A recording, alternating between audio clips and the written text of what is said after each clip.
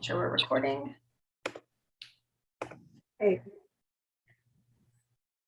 Okay, so good evening, everyone. Welcome to our September 12th Planning Board meeting. Tonight we have a couple of petitions on the our agenda. One of them being a petition that was continued from July, which is site plan review, site plan approval actually for petition 2211 by Hanover Court. Requests a dimensional special permit and a site plan special permit for the construction of an addition. So, right, on the Hanover Court, which is the Dennison, the 8 Dennison Avenue petition. This petition does require dimensional relief from the Zoning Board of Appeals as well. So this is just a site plan review from the Planning Board. I know we sent this back last time with several questions for the petitioner. In the meantime, we did get quite a few updates and responses. We also got some significant comments from the neighborhood. So I would like to open up by allowing, I don't know, is it Derek who's going to be, I don't know who's, oh, hi. Hi, Angela. Yeah, it will be me presenting today. How are you? So if you could just pick up, let's just, I'm going to have you start over with the new presentation with the updated plans.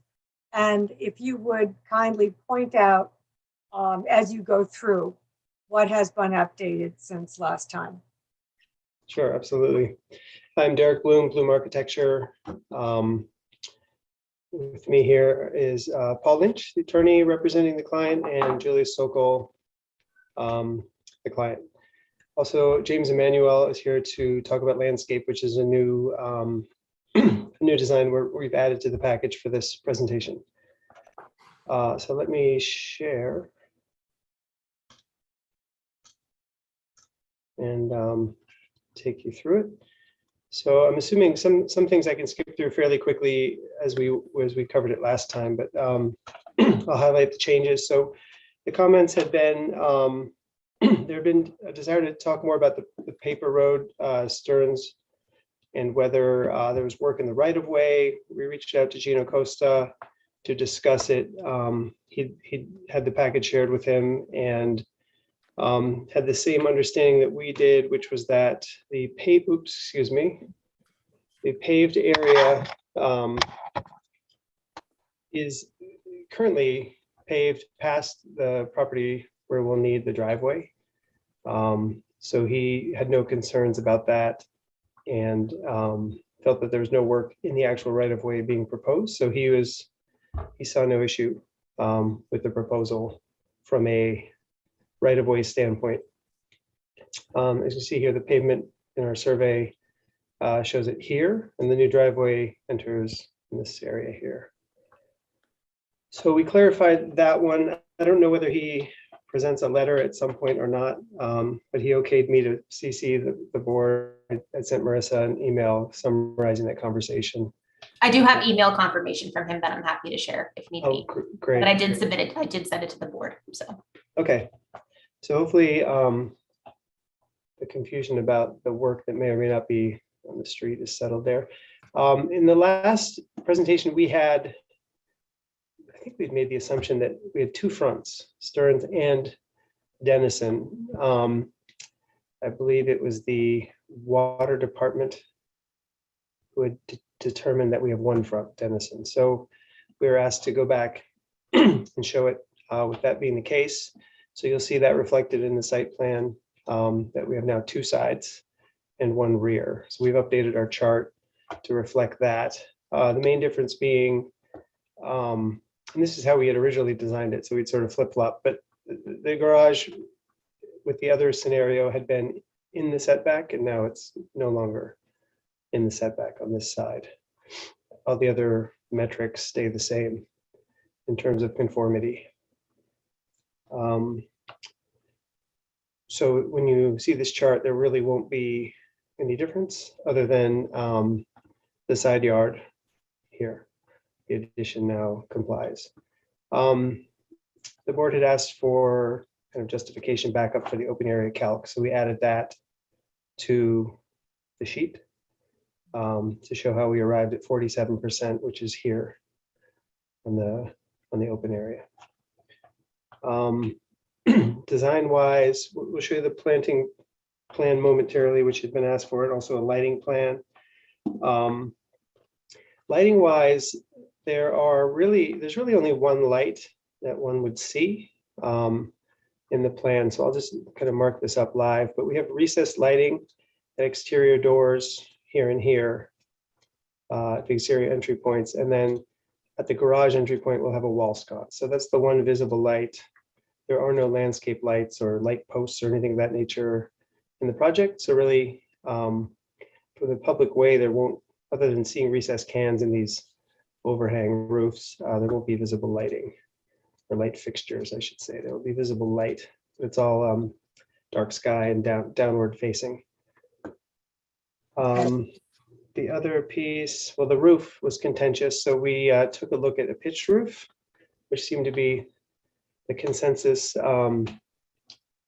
was that the roof would fit in better with the neighborhood if it were pitched, and we didn't take issue with that. So we went ahead and made a gable roof, kind of somewhat, in the orientation of the existing roof. It's a little bit higher, but it's more or less, the form you see today, gable roof, perpendicular to the street.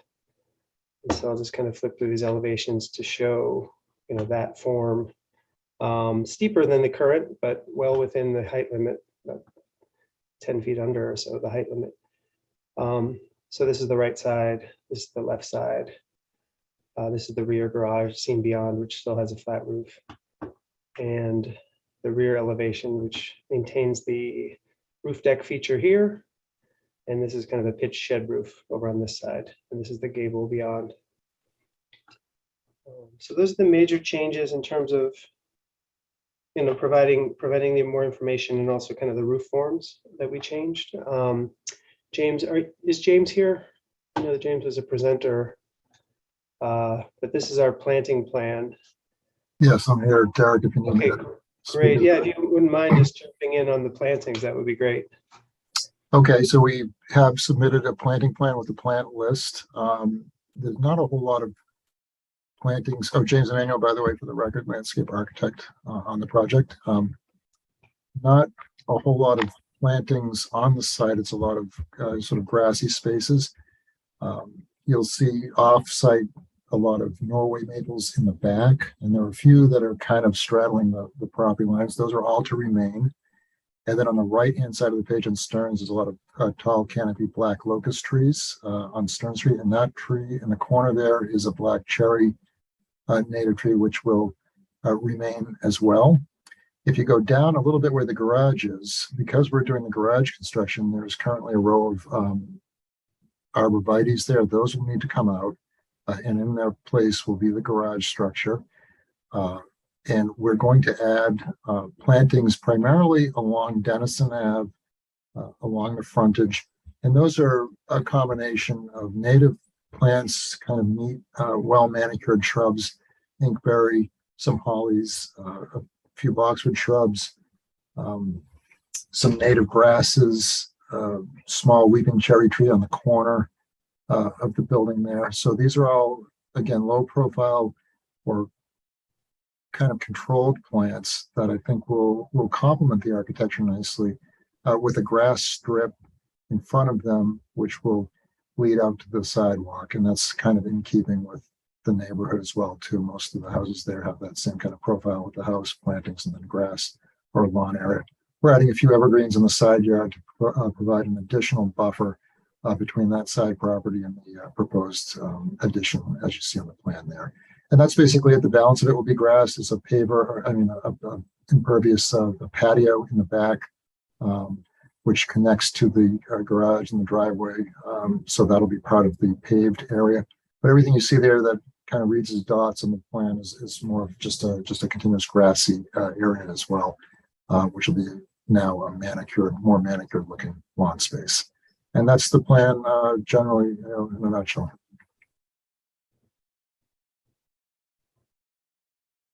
Okay, Thanks, James. The only other board request that had been made was the storm drainage approach. We have a civil engineer we work with, and he kind of thought that that was the type of design that we might do in detail once we had an approved form, footprint, roof plan to kind of do some of the calcs for roof runoff. But he did provide a letter describing the approach, which of course we'll follow and would even accept that as a condition were you to approve the project, to submit that prior to submitting for building permit.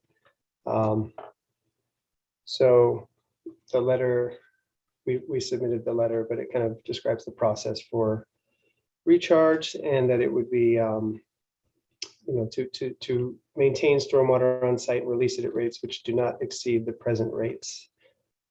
So if that's okay with the board, we would design that once we had sort of more of a certainty about the house size, because I know there's additions and things that are still being discussed. And then Tony Stella would do the design and submit that for the board's approval.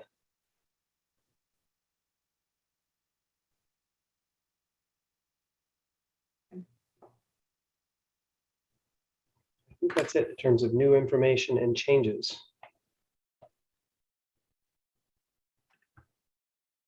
Well, I heard there was a lot of drama last night. Sorry? so that wasn't, I don't know who, Oh, that was crosstalk. so. Yeah. I think so. Okay.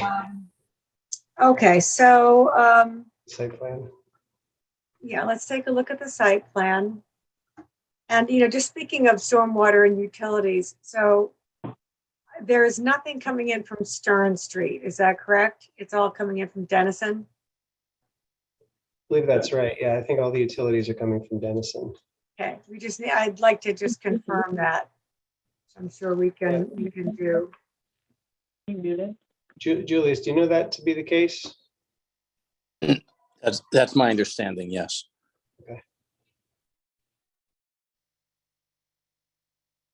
Okay, Speaking with Gino, the pavement on Stearns is somewhat recent, 2 or 3 years old, he thought.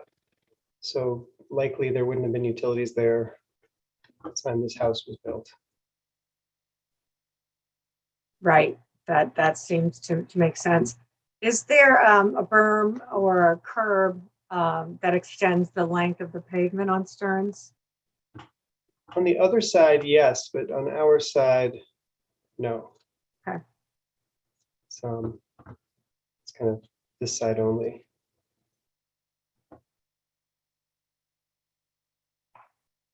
Okay, so let's take a look at some other issues. So let's just look at the size of the house itself. So have you did redesign the house into so the front of it looks a little different. It's to change from what you had before, and with the pitched roof and all.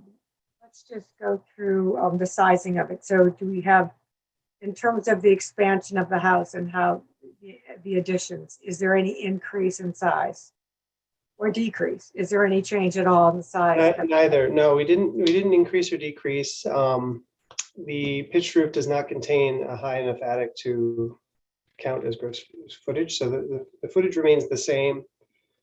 And to reduce the footprint, briefly, we talked about whether we should go higher because we have 10 more feet, but we felt that a lower design would be more in keeping with their surrounding structures, and a third floor seems excessively tall for this area.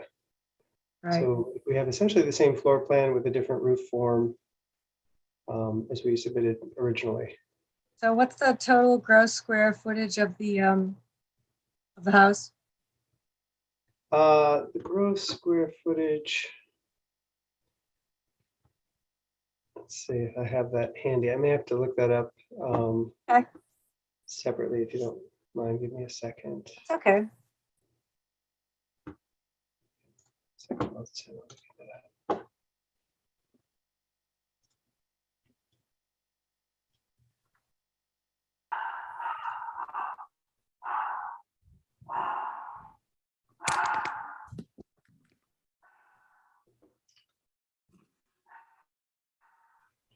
So the gross is now 4742, and the existing was 3135.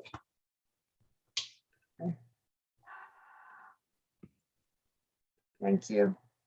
All right, so take a look at it. So I'm looking at some issues. Let's just see. So in terms of, I know, James, when you were describing the landscaping, and you said that, you know, basically what I'm understanding is the majority of anything coming down is just the row of arborvitae where the garage is going.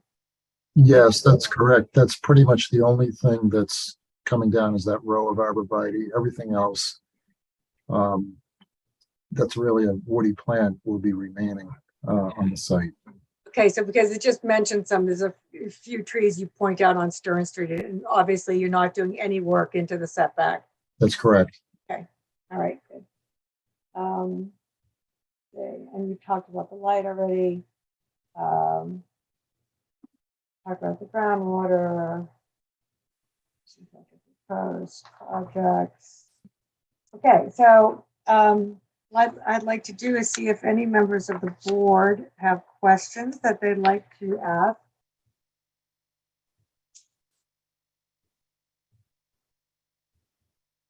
I have one. Yes, go ahead, Bill. So did you mention the trees in the back were Norway maples? Yes, that's correct. The trees are Norway maples. They're kind of straddling the property line, and those are all kind of various sizes of Norway maples. Okay, and those are staying, Yes, but there's no new Norway maples being planted. that's correct. Were those the species that were banned back? I know there was a previous board member who was obsessed with Norway maples. Well, they're an invasive plant, and you can't buy them now. They're certainly not available, but they're everywhere still, and they do seed in, and it's probably something that, you know, over time these trees just grew in, and you know they're not all on our property. They're all sort of Sure.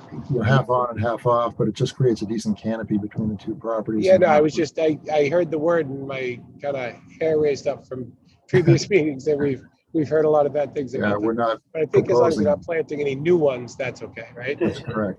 You got it correct. Okay. Did we get feedback from police, fire, and building inspector about the suitability of rebuild? Marissa, was that any of that included in the My knowledge, no.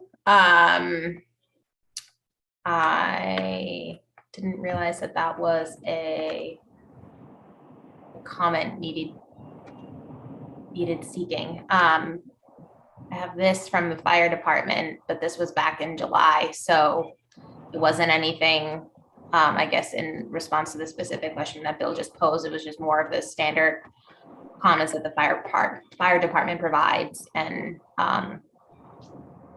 the police back in July, Captain Cable just said that they had no specific concerns with the project, with the stipulation that the roadway or sidewalk obstruction be avoided unless specifically authorized by the DPW, and a police detail hired when appropriate. That was it.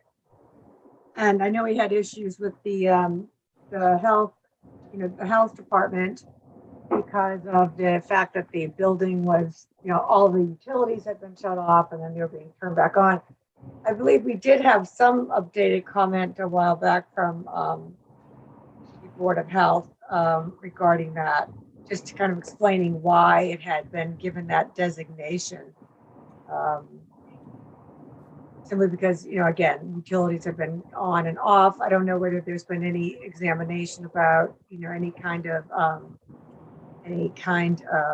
pollutants that might be in the house that need to, when you do the gutting of the inside and replacing all of the HVAC elements, if there's, any kind of asbestos concern. That building is rather old. Is the building inspector online tonight? Not that I'm aware. The health inspector? I don't think so. No. From what I remember, all I have in terms of a comment from Department Head Jeff Vaughn was that this property is under a condemnation order as the previous owner moved out after a basement flood reached the electrical box and caused other issues which would not allow for human habitation. He otherwise says he has no comment and appreciates that the structure will be revitalized.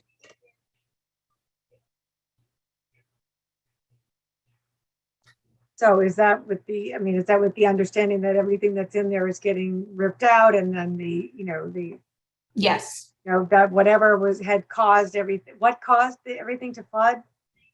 I don't know what actually caused the flooding. I can ask him, but I'm wondering if it was a utility failure or something with the flooding in the area, or, I mean, that's something we should actually know, so. All the utilities are going to be replaced. Okay, So what was there is irrelevant. It's going to be demoed. okay.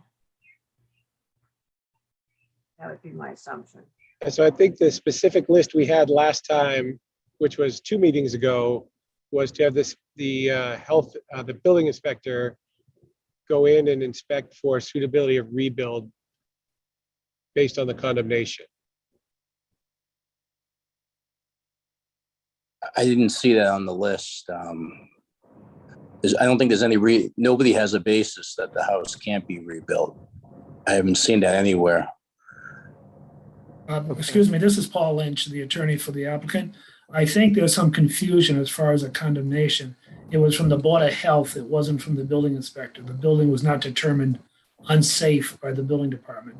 It was just condemned by the Board of Health as being not habitable. And that's because the water had reached the electrical Correct. service, correct? Yes, Okay. correct. And so as far as the health department is concerned, if that is all being gutted and rebuilt, then he's satisfied that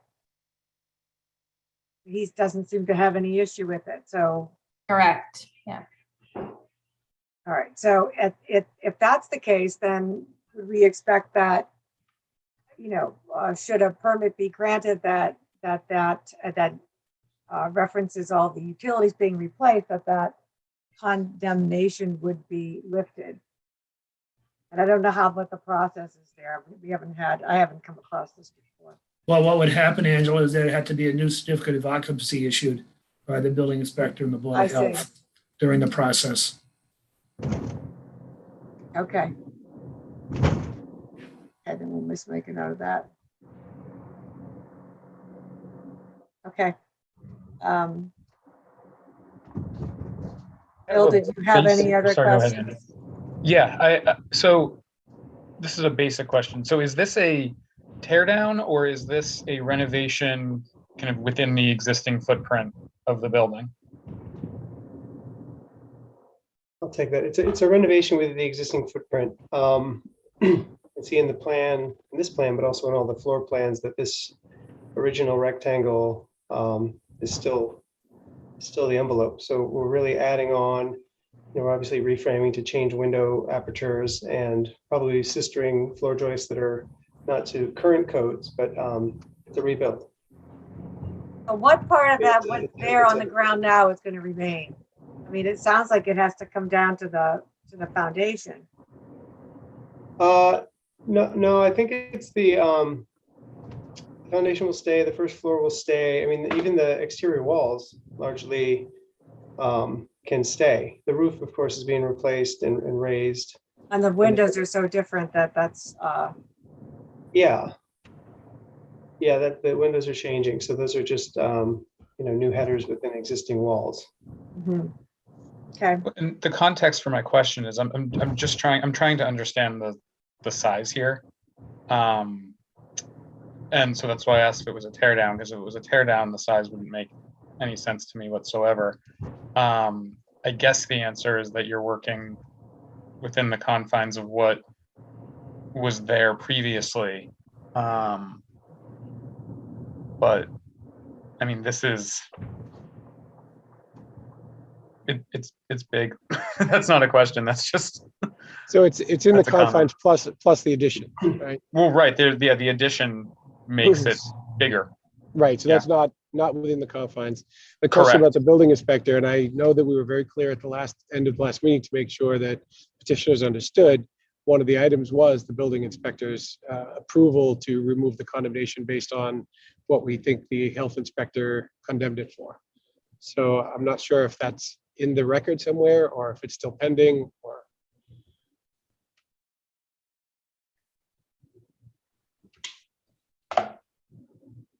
I don't know who takes that one up. I think what Paul had said was that to lift it, it would be the Board of Health, not the building inspector is the only one who could lift it, but that lifting would happen after we replace the utilities.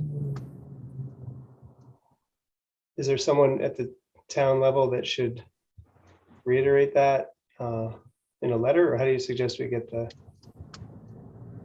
how we satisfy that one?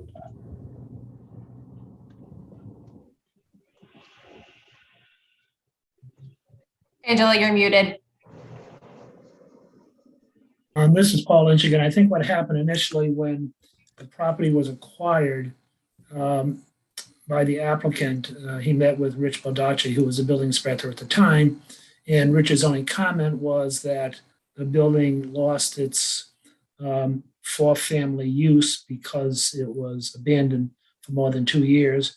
But he made no comment that the building was not suitable for that it was not structurally sound. That there's no record in the building department that I have seen that condemned the building. It's only the Board of Health put that order in. Yeah. So the structure itself has not been determined to be unstable or unsafe. Derek, do you have any knowledge of that? I've never heard anyone call it unsafe from a structural standpoint. No, doesn't Was seem Mr. to. Baldacci in the building or did he just do that based on the 2274 ruling in the zoning bylaw? I think, I actually don't think it was Inspector Baldacci. I think it might have been Inspector Casper. I have a letter from him that stated that the property would lose its non-conforming four-family status, but I believe that was just under the bylaw. That's because it hadn't been inhabited in 2 years. Correct. That's And the so- 2274, right? Right. Right, so it's not because it was unsafe, it was because no one had lived there, so it lost I know, its use. That's 2274, so it lost its privilege That's under the right, use. that's correct. And my understanding is we talked about that last month or 2 months ago also, and Right. we felt that was not the case because that would also require them to conform to all of the zoning, not just the use. So we would have to have frontages and everything. Well, that's why they're going to the ZBA for dimensional relief.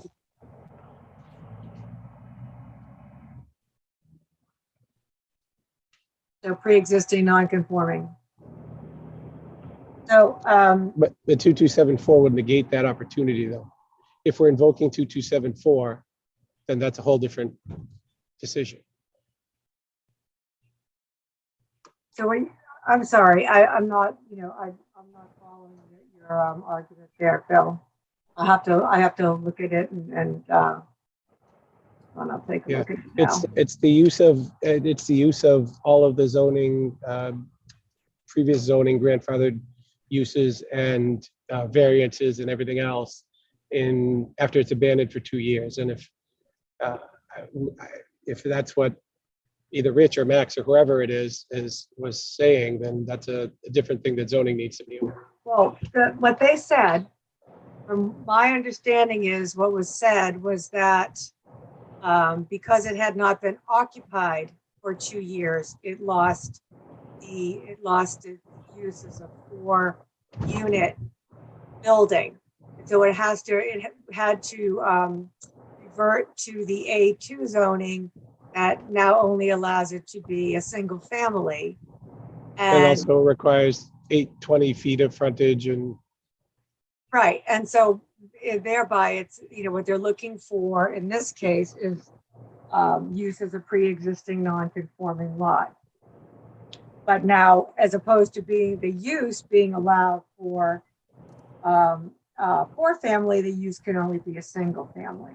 But the building is the building and the lot is the lot, so the application is for pre-existing non-conforming. I mean, I could take a look at the original application. my understanding that that's what it is. Dimensional special permit under 2360.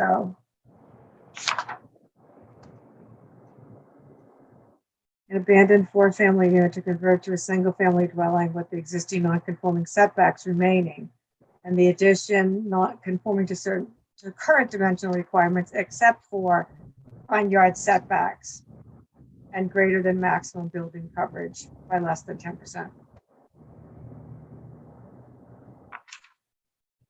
And this was stamped, and this was stamped by the building inspector. So, and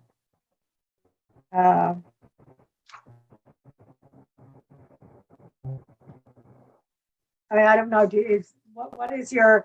What would you like to see happen here, Bill? I mean, would you want to go back to the building commissioner and have him review the legitimacy of the application again? They did stamp it and submit.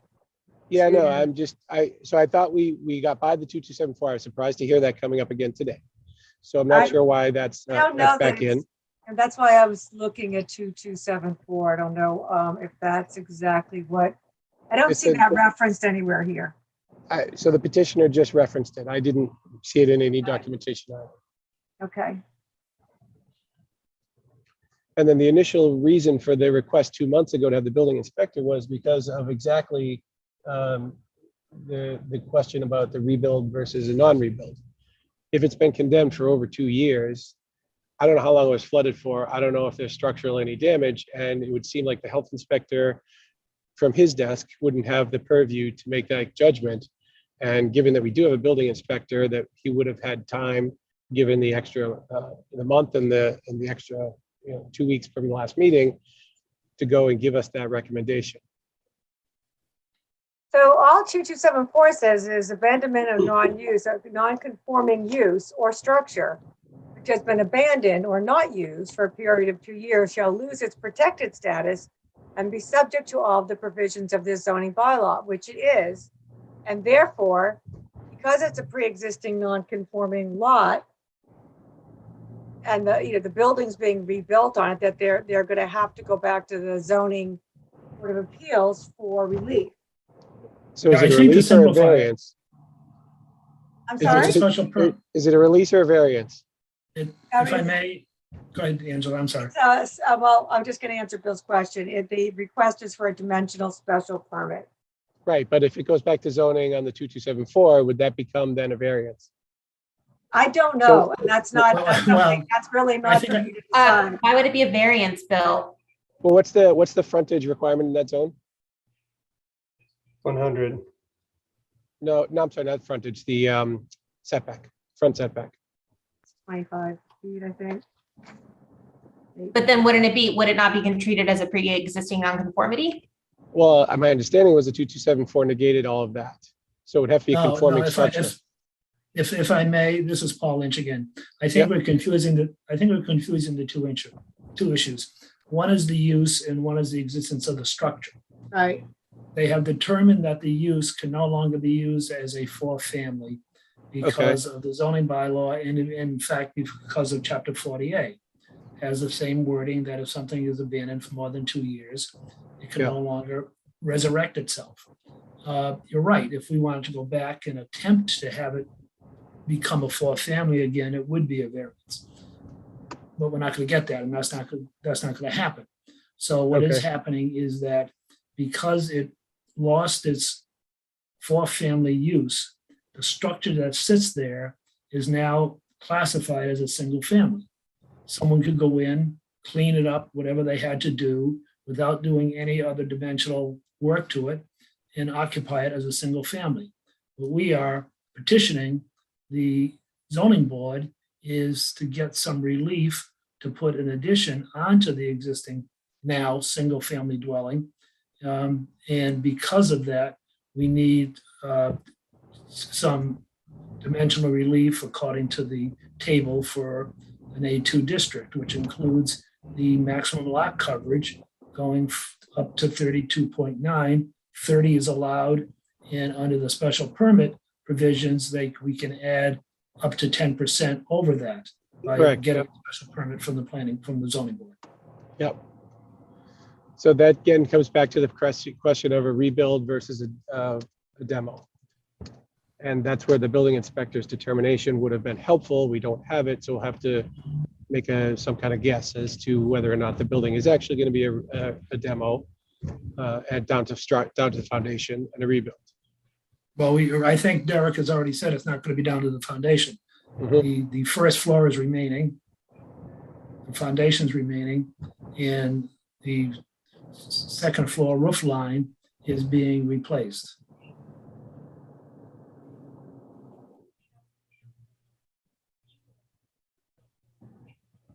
So I think, these issues are whether or not whether or not the building itself is, can be used. Well, it obviously, so the house is there, can't be used as a 4-family anymore, but it's there. So the only thing it can possibly be used for is a single family. So now the issue is, it has to go back, in order to have any work done on it, there's, unless the house is demolished, there's nothing you can do to bring it into compliance. So if that building is, going to stand there, and be reused as a single family home, there is no other process to go by than to go and request a dimensional relief from the zoning board of appeals. They may decide that that's something that, they are unable to do, or, or not. So, but that's, whether or not they can seek relief is not something that I think we can discuss here, since we have in front of us an application that's been, that's been reviewed and stamped by the building commissioner and sent to us. So I don't know. I mean, what do other board members think? Is this,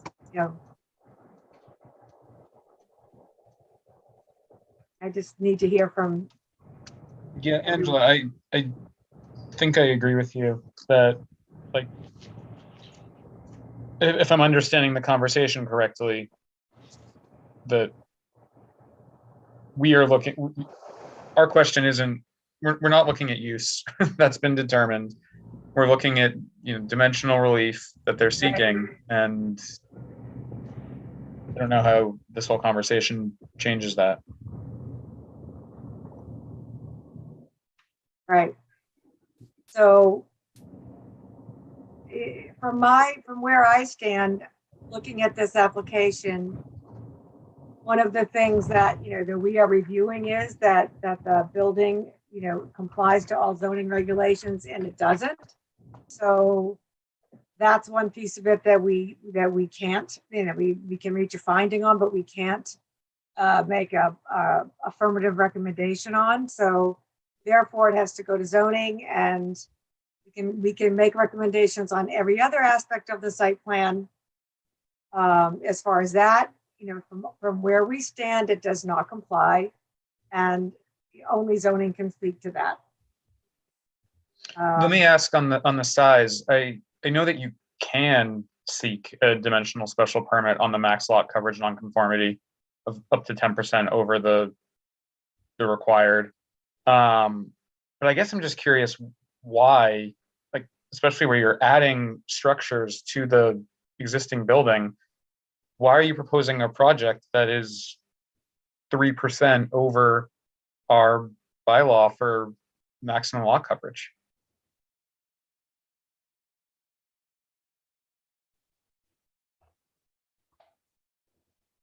Well, I guess I can speak to that somewhat. I know it seems pretty close to complying. Why not try to sneak under the number? But I think the owner wanted to, the two-car garage, obviously it's lacking any form of parking in the building right now. So something typical, the house like this would have a two-car garage. So that piece seemed to be necessary. And then the other small addition off the to the left side on the site plan was just to create sort of a home office type of space with a bedroom above it. I mean, that was kind of the program they wanted to fit, and to fit it, it was either going to be, third story configuration or an extension off to the side. We felt that there was a big wide open yard.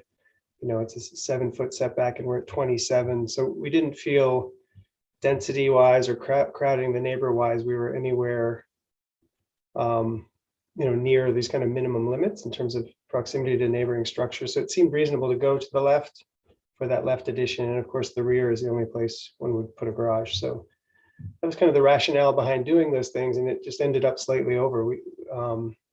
But we felt that, you know, to get under the number and go higher seemed like a worse, potentially worse outcome overall from a site planning standpoint than to go a little bit wider and keep it 2 stories. But what, I guess I'm like, why did you need, like, if it's the home office that set it over, like, what, wasn't it an option to not go higher and not go over the number?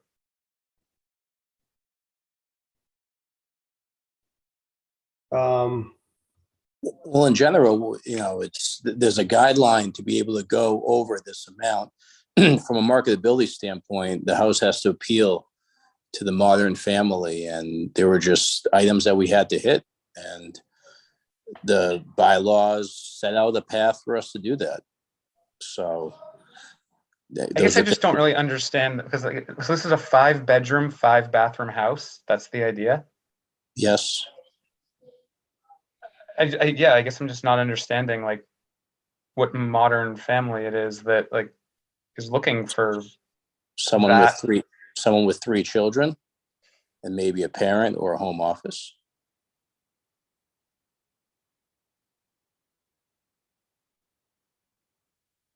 I can actually tell you numerous people I know, I'm sure plenty of people on this call know 2 people who work from home.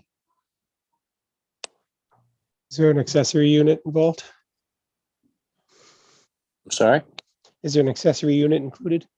No. In this project? If the question is this project, no. Yeah, of course. Is there, how many are the total bedrooms? 5 bedrooms. It is 5. Plus 2 offices? Yes. So there are 4 bedrooms upstairs and 1 sort of guest downstairs.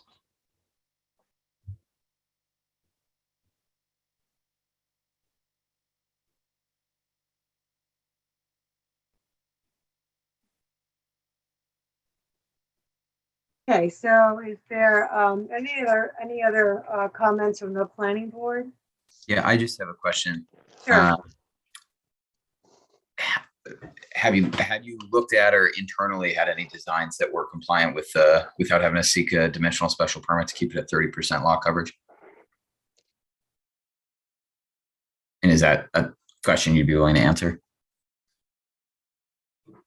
I mean, we talked about internally what it would be, and we didn't actually go so far as to draw it. But yeah, we considered as we mentioned, consider going up, which we kind of rejected as an approach. So no, we didn't draw any alternatives to this. I just think a 3-story house will look much worse here. You can't do 3 stories. It's, 2.5 if that's what you want to call it, but Oh, right, yeah, dormers and 3 things. stories are not allowed. Yeah. Well, 2.5 stories are allowed. within the allotment, but yeah, 2.5. Right. Yeah. So, I think that the feeling is that 5 bedrooms with an extension for 2 offices and very little living space for all those bedrooms seems a little out of whack. And is kind of, asking for an addition that seems just out of proportion with other houses in the neighborhood and what's really necessary for that lot. And I'm not trying to put words in other people's mouths, but that's what I'm hearing. Agreed, Angela. I think you said it well. Yep, I agree. So, I agree also. all right. So, any other things you want to discuss before we open it up? Because I know there are people from the public here, and I do want to accept public comment. on this project. So I just want to make sure we have, oh, one other question I had, just kind of jumping away from this, is in terms of the HVAC, the utilities, where are they on the exterior of the house and just the buffering and so forth? I didn't notice them on the landscape plan unless I missed it.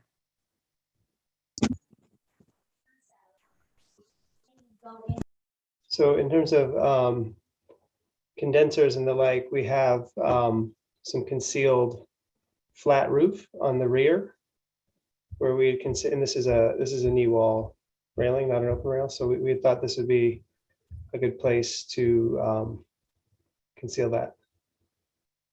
Oh, is that where they're going, or was that just kind of an idea? I mean, I'd like to have them identified on the plan because, it's important that it's buffered, especially, I know things are quieter these days, but we still like to make sure.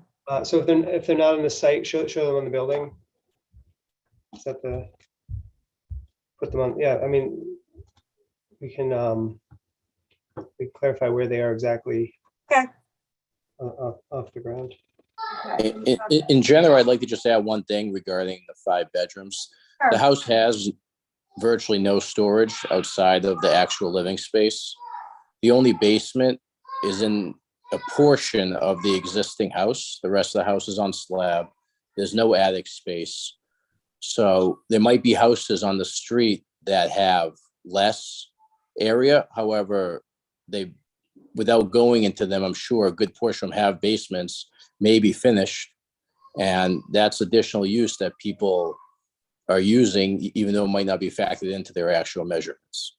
Right, but it almost brings up a point of, 5 bedrooms, if they were all being used, where are you going to put all your stuff? So that's all. They don't all have to be used. That's my point. They can be used for other uses. Right. Okay. Where you don't have a basement to store. I hear what you're saying. Saying. Thanks. All right. Any other planning board comments before we open it up to a public comment? Okay. That being said, then I'm going to take 10 minutes of 8. So we'll do like 10 minutes of public comment. Marissa, if you want to see if anyone has their hands raised, I know we did get a document, very thorough document from a group of abutters that voiced many concerns. And I don't know whether anyone here would like to speak, but if you do, you're welcome to. Again, I'm going to limit it to about 10 minutes of public comment. So if you would like to speak, please raise your hand and Marissa will call on you. Yes, I have Ben Locke with his hand raised. Okay. You can unmute yourself, Ben. There you go. Okay. Hi, can you hear me? Yes. Can you see me? No. You can't. Okay. Okay. I put on my best clothes for you guys. You can start the video on your, I don't know, actually, I don't know if you can, but go ahead. Well, that's okay. So anyway, I prepared a statement tonight. So since we only have 10 minutes, I will try to paraphrase. I live, again, my name's Ben Locke, L-O-C-K-E. I live at 15 Dennison Ave with my wife, Judy. We've been here for over 40 years and we've seen a lot of comings and goings. And, I might just mention to you folks, the end of Dennison Ave where this building is actually narrows. If you go to the higher numbers on Dennison Ave, the street is wider. Just keep that in mind for traffic. But basically, I'm not here to represent myself. I'm here to represent the 17 people that wanted the planning board of the town to know what their concerns were. And these folks live on Dennison Avenue, Stern Street, Harrison Avenue, and Humphrey Street. So my goal quickly is to just try to summarize so we all hear what the concerns were. And I'd like to thank the owners, the architect, the landscape architect. I think you guys addressed some of the concerns. But Anyway, we would like to congratulate the new owners on the purchase of their house, of this property. We're really very happy that you're taking steps to improve 8 Dennison Avenue. I mean, honestly, you can imagine living here and we just see an abandoned building, for quite a long time. But to address one thing you were talking about, I have the letter in my hand from Richard Balducci dated February 1, 2021. It was sent to Chris Cowhig in Lynn, Mass, and the Hanover Court LLC. And you're absolutely right. It says, according to Swampscott zoning bylaw 2274, abandonment or non-use, a non-conforming use of structure which is abandoned and not used for a period of 2 years shall lose its protected status. And therefore, Rich Baldacci, or I'm not sure how to say it. Baldacci, yeah, you had it right. Baldacci, thank you, stated that the multifamily use expired and that this home would now be a single family in zoning A2. And that this letter was included as part of the documentation we submitted on August 2nd. That's, I think you've got that maybe uploaded on the neighborhood statement that's on your website, so you can find the letter there. So moving on, the neighborhood feels that 8 Dennison Avenue just stands out as a very large green building. It's rectangular. It has an extremely small front yard setback of 8 feet 5 inches to the foundation. And I think it's only 5 feet 4 inches to the front of the steps, according to the diagrams. But we did an analysis of the building footprints to lot size, and we found that the building footprint to lot size, the average ratio is 21.6%. And in our area, that ratio ranged from 12.2% to 28%. And where we found 8 Dennison, that ratio of building footprint to lot size was about 22.6%. And we see on the diagram that the proposed lot coverage is 32.9%. So the proposed percentage would be an increase of 10.3%. So we know you're not the zoning board, but we just want to say that, we're not experts in this area, but the people are just concerned that the building is so big, and we assume the planning board will take the information and the town's regulations into consideration as you make your final determination of the owner's request and architectural plans. So next point involves the left side yard setback requirement. I'm representing a neighbor across the street from me, and the abutting neighbor at 6 Dennison Ave. 6 Dennison Ave, by the way, used to be the blacksmith's house, and 8 Dennison Ave used to be the barn. Right. So 6 Dennison Ave is concerned about the proposed addition on the left side of the building. We understand that the proposed family room addition would bump the building out by 13 feet 4 inches. That family room addition would also have a master bedroom on the second floor on top of it. So the left side of the building would be much larger and closer to the abutting neighbor. So that would change the side setback from 27 feet 5 inches to 14 feet 1 inch. And, I'm just speaking on behalf of the resident, that the resident is concerned that the new neighbor's renovations at 8 Dennison would encroach on her space. And again, we're not saying what you should do. We just want you to know that there is a concern, and we all respect what the town will allow and what the regulations are in that regard. Our next concern presented by the neighborhood, again, 17 people represented here, the style of the home not consistent with the neighborhood. So as so noted, the town's regulation section 2.3 8.6.0, which is the zoning regulation, states that the proposed structure is consistent with the architectural scale and style of those in the immediate area. And we want to thank you because initially the building was presented as a more of a contemporary modern with a flat roof.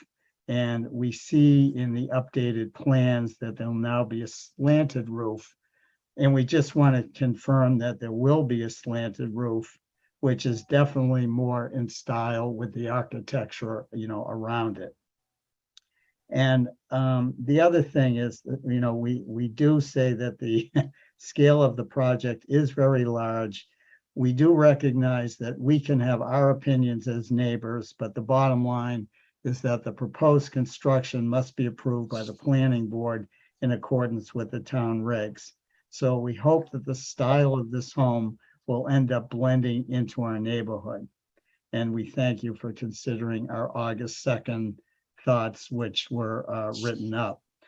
And you folks tonight hit on a very major concern about the number of bedrooms and bathrooms. The folks in the neighborhood are concerned about the fact that there are 5 bedrooms and 5 bathrooms in the plans, and you folks did discuss that. We also further acknowledge that the property was purchased for rental income, but now it is zoned as single family property. We would like, basically the neighbors are trying to understand why we need 5 bedrooms and 5 bathrooms.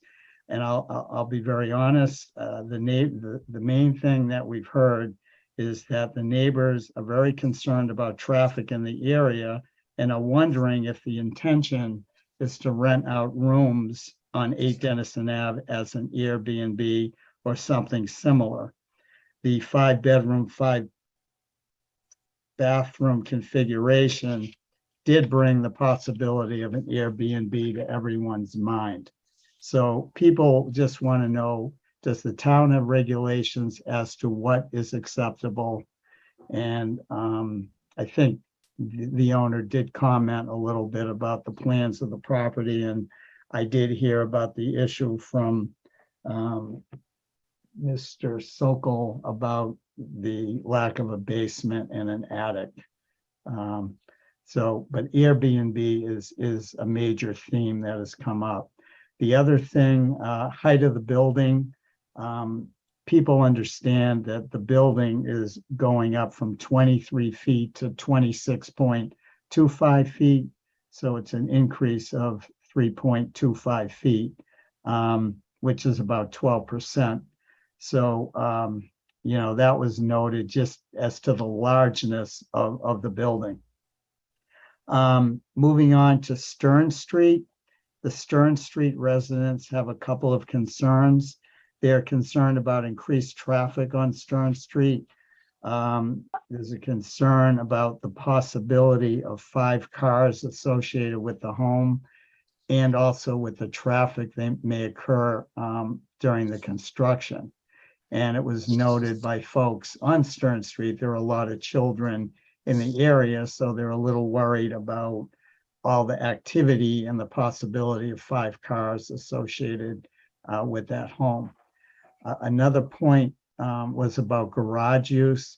If a 2-car garage is not used for cars, but instead is used for storage, a resident wants to know where the possible 5 cars associated with this resident will park. Will they be on Stern Street or someplace else? So the bottom line is people are wondering, has the traffic been evaluated and how might that impact Stern Street and Dennison Ave? And I'm sorry to speak so fast, but I want you folks to be able to go home.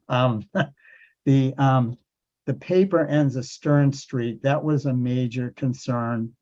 The Stern Street is currently a dead-end street. The end of Stern Street is separated from the paper end of Stern Street by a boulder and some bushes and trees. The building at 8 Dennison only has a right side yard setback of about 1 feet 8 inches from the building. So right now, this is kind of a nature concern. The paper end of Stern Street looks like a dirt road and acts as a walkway for people. And this is located directly to the right of the 8 Dennison property. And to some people, it looks like a driveway. And that the unused paper end of Stern Street measures approximately 56 feet long and about 22 feet wide. And people want to know what's going to happen to this piece of land. No one wants to see it paved if possible, and people don't want it to be a cut-through street. So the ask of the neighborhood is we'd like this project's approval process to formally address what will happen to the land, which is lying to the right of the building. You know, people would like it to stay as a walkway, and very important for the people on Stern Street, they want the dead end status of their street to stay as it is. Understood. Okay. Yeah. Can we, I don't want to cut you off, but I just do need to wrap this up. So we do have Okay. all these comments as well. And thank you very much for reviewing them for us. I Okay, know the other things you were concerned about was the stormwater, the outside deck, chemicals used during construction and so forth. We can Yeah. address these things. okay, all right. The chemicals, just Thank that people have pets in the area and. I understand. Yeah, I Yeah, so- understand. So anyway, thank you very much. I just. Very wanted welcome, to, and thanks for speaking, and thank you to all the neighbors who took the time to submit their comments, because it's very meaningful to us. Appreciate Okay. that. Well, thank you all for your time. We really You're appreciate welcome. it. Okay, so moving back to our recommendation then. And I'm assuming that Mr. Locke spoke for the neighbor. I do see one other hand raised. I would say that I'm happy to take this other comment. But if it as long as it doesn't repeat anything that's just been said. We covered quite a bit. So if it's something different, you're welcome to bring it up. And I do also just want to remind any neighbors or anybody who's generally has questions or comments about the project that you will have another opportunity to say everything again before the zoning board. So do bear that in mind. But with that said, I will call on Kathy and Scott Thibodeau.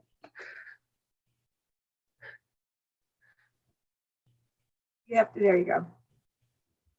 Okay, go ahead. Buddy, so Ben did touch upon a lot of things that I would like to speak to, but the As one long as we don't repeat everything, because I won't repeat everything, I Okay, promise. great, thank you. So, seeing as Ben said what he said, I'll say this. It's nice that they decided they were going to put a hip roof on the top of the building, but when I sit on my front porch, I'm looking at flat roofs. Did we lose each other? No, you're still there. Okay, so I'm from the Stern Street end, I'm looking at some flat roofs, and I'm looking at tongue and groove siding that nobody has in the neighborhood there. So that's mainly my comment on it, seeing as Ben also commented on everything else that's on my mind. Well, that's very important too, so thank you. And the drawing, the arborvitaes, the drawing that shows the arborvitaes and the 4 bushes that goes into Stern Street. Yep. Okay. There's also a giant boulder there that got left out of the drawing. Right. And No, well, it wouldn't be in their drawing simply because that's not their land to. well, the arborvitaes that are not on their property are in the drawing. Well, the Those ones that are on arborvitaes Stern come- Street, anything that's on Stern Street has to stay on Stern Street. It's Okay. not owned by the owner of 8 Dennison. All right, then. There can be Thank you. no construction, no trees removed, no nothing removed from Stern Street unless it's requested by the Department of Public Works. Well, thank you very much. You're welcome. I'm done. Okay, so very good then. I think what we'll do is we're not going to have any more public comment right now. I'm going to turn it back to the planning board so that we can go through our site plan considerations and make a recommendation. Before we do that, does any planning board member have any other questions that they have, any other questions for the petitioner?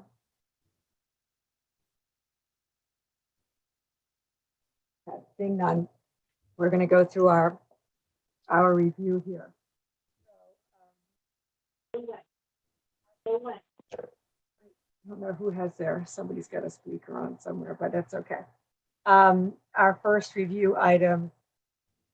So obviously the under site plan, we're looking at social, economic, community needs, traffic flow and safety, adequacy of utilities, neighborhood character and social structures, impacts on natural environment, potential fiscal impact, and what we focus on is new building construction or other site alterations shall be designed as to. So the first item we're looking at is to minimize the volume of cut and fill, the number of removed trees, the length of removed stone walls, the area of wetland vegetation displaced, the extent of storm water flow increase from the site, soil erosion, and threat of air and water pollution. What I would say to that is that it does seem that any kind of elimination of trees in the backyard was simply to enable a garage to be built. Other than that, there is some much improved landscaping in the front of the lot. And any other comments from the planning board on that? I don't know. I'm seeing someone who has a phone line open that seems to be on, not muted. So that I keep getting a lot of feedback from that. Okay. Any planning board member have any comments to the first item I just mentioned? Okay, seeing none. Maximize pedestrian and vehicular safety, both on site and for access and egress. I think that would mainly be important in terms of construction, obviously, but it does bring up the prospect of the 5 bedrooms and the number of cars, so we can get to that. Otherwise, I don't see anything that stands out too much there. Minimize obstruction of scenic views from publicly accessible locations.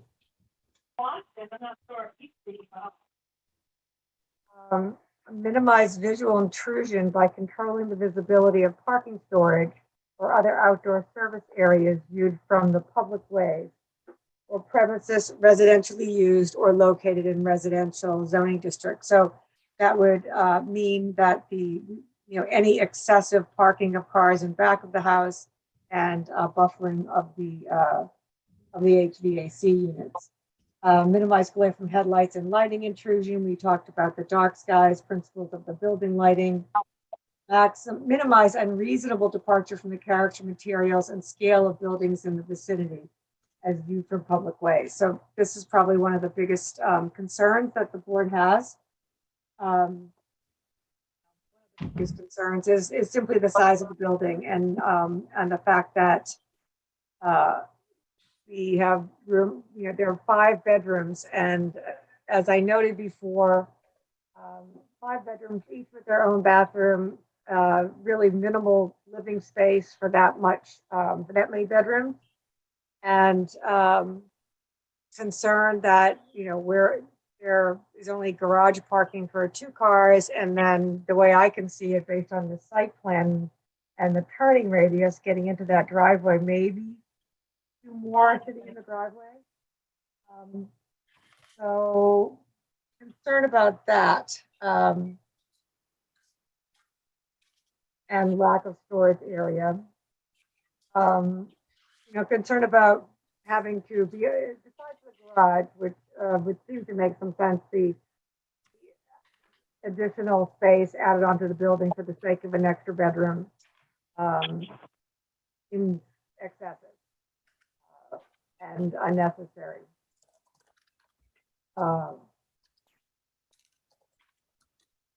going to ask if anyone on the board wants to make a comment on this, to add to or contest anything I'm saying, please jump in. Echo what you said. I think I agree. Okay, so I'll just keep moving on. Minimize contamination of groundwater from on-site wastewater disposal systems or operations on the premises. So we already discussed this in terms of you showed us the letter from the engineer. I believe it was an engineering firm or a firm that deals with stormwater. Yes, civil engineer. Saying that they did not feel that there was going to be any additional runoff on the site. I mean, there is more roof area, so it would seem like there would be some increase off the site, but Sorry, can I answer that one? No, the letter didn't say this project has no impact. The letter said that we will design drainage structures such that the project has no impact in the end. So the design will follow from bow sides. So essentially there will be a pitch basin, dry well type of structure in the back. okay. But the sizing of it depends on the roof area and things like that. Okay. Yeah, no, the project does have impact, but the Okay, design. then the drainage system will be designed based upon what actually gets done. So, Mhm.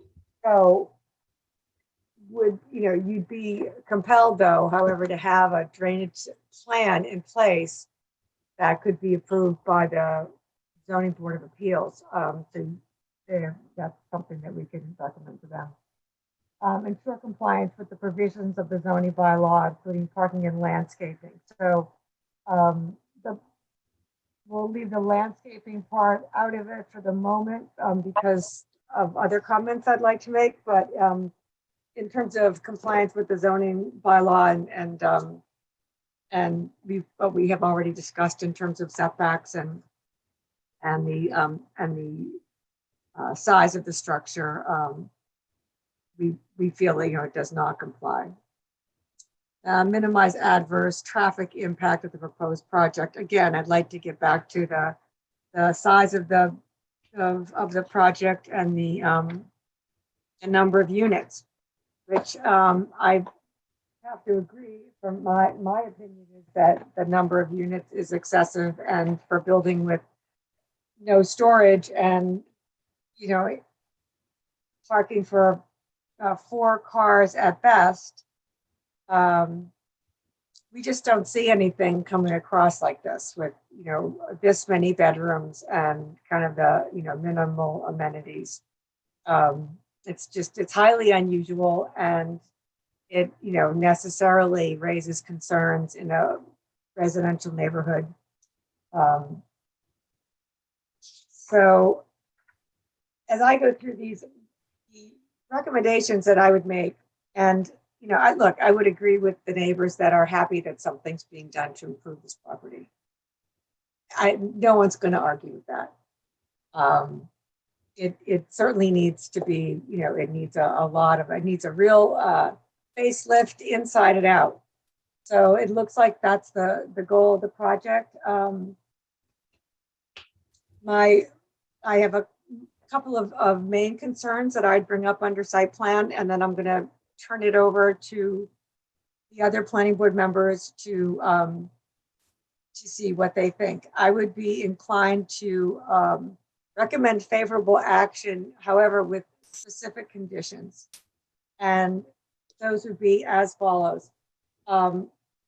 In terms of, and I'll start with kind of the easier stuff, in terms of the driveway entrance off of Stern Street, I'd like to require that a curb be extended from wherever.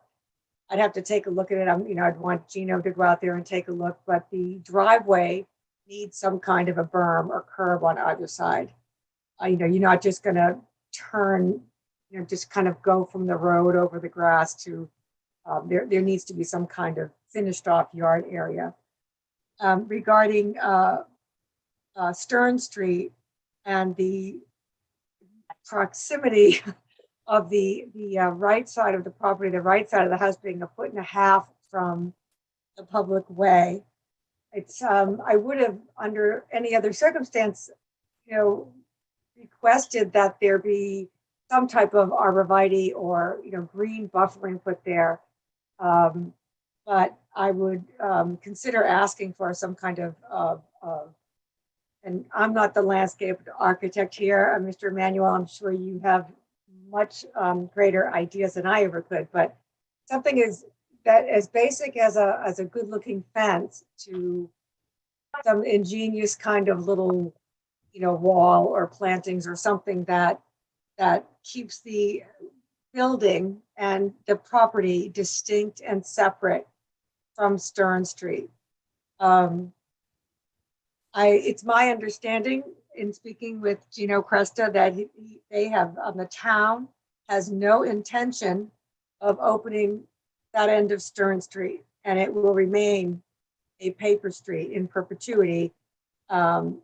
That is my understanding. I will, and he's been very clear about that. They want to keep it open and accessible because of a variety of reasons, but underground uses and so forth in terms of drainage and all that. So that being said, I would also, I'll speak to him about, what he may want to request, any improvement that they may want to request from you in terms of buffering for the Paper Street area. Let's Angela? see. Yes. I was looking at the street view for Stern Street, and I noticed there's 2 cars parked there. That's right. On the unimproved portion of it. That's right. So I'm wondering, would we request a curb on that end? I know it's the town's part of the street, right? But if neighbors are thinking people are going to be over parked on the rear, there's nothing stopping them from parking on the front. We had kind of discussed, there's everything from good looking boulders to bollards. Some simple, minimal, but, kind of green, small, not like some major commercial mega bright yellow bollards, but something that's very low, but essentially just prevents any kind of vehicular movement in there. So that he wanted to take a look at that in terms of whether or not he would need any truck access through there, which he didn't think he did. But so that's something that we will, it's my understanding that the intention is to prevent that from happening. Got it. Good. Not just for random people parking there, but for any kind of cut through. Really. Right. And I was thinking more specifically, anyone from this property. Right. Which has been the habit in the past of. Right. Yeah. Right. Yep. So that would be something we would definitely want to see on the plan. Okay, so when it comes to, let's see, when it comes to the building itself, my opinion is that, I think, you've definitely made a big attempt to move from what you started with to something that was, somewhat more traditional. I think, it still really sticks out. Could it be, kind of toned down a bit more, seeing as this is, I understand it's it's a spec house, it's something you want to put on the market. It's not someone's personal taste right now. It's kind of, I understand the basis for where you started with this. However, in deference to the existing neighborhood and the fact that it does not blend in, any effort to use materials that are going to traditionalize the look would be very helpful. But above and beyond, I would like to see the, I don't have any objection to the garage, but I do have an objection to a 2-story garage and the addition hanging off the left side of the building. I don't see the need for it. I think, this size lot in this neighborhood, 4 bedrooms, 4 baths is is perfectly adequate, and it, you know, it doesn't make any sense, and it creates a lot of concern about short-term rentals. When Is this a part we can address things, or are we done with discussion? Because I don't think we got a chance to rebut or take up some of those concerns. Is it Sure, okay you if I can, speak to that just really quickly? address them. Okay. So to the notion of like lots of bedrooms and no living space, therefore Airbnb. Well, that's not necessarily what I mean. I mean, that's would one think concern. Not at all, but just to kind of point out the public space that we do have. I'll get my PDF to work here. So we have, the living space, great room, dining, living, like most houses have. These are pretty good sized rooms. This is 22 feet across, like the existing house is. And then this is a family room, which, during a pandemic, we show it like as a possible place for homework or for home office, but it's more living space. So you have very, very generous living space. And that's only, on this floor. So more than enough to accommodate 5. I have a family of 6. We have less space than this, and we're fine. I also don't quite see the equation between 5 beds and 5 cars. I think if you trust that a family will live here, I don't see 5 and 6 drivers as being a likely demographic in a household like this. So I think it's a little bit of a stretch to say where are we going to put the 5 cars. I would think there's 2 would be the average number of cars here. So anyway, just wanted, the Airbnb doesn't make sense to me as a comment, and we're not clearly designing for that purpose. We're happy to warrant no Airbnb. That's how serious we are about that. I'm sorry, I missed what you just said. You're happy what? We're happy to warrant that there won't be an Airbnb. Okay. That's how serious we are about that aspect. Okay. Well, thank you for your comments. And let's see. Angela, I just want to get In there. my slightly counter opinion on here. I echo your comments, I guess, about the second floor on a garage, or maybe the home office suite off to the side appendage there. I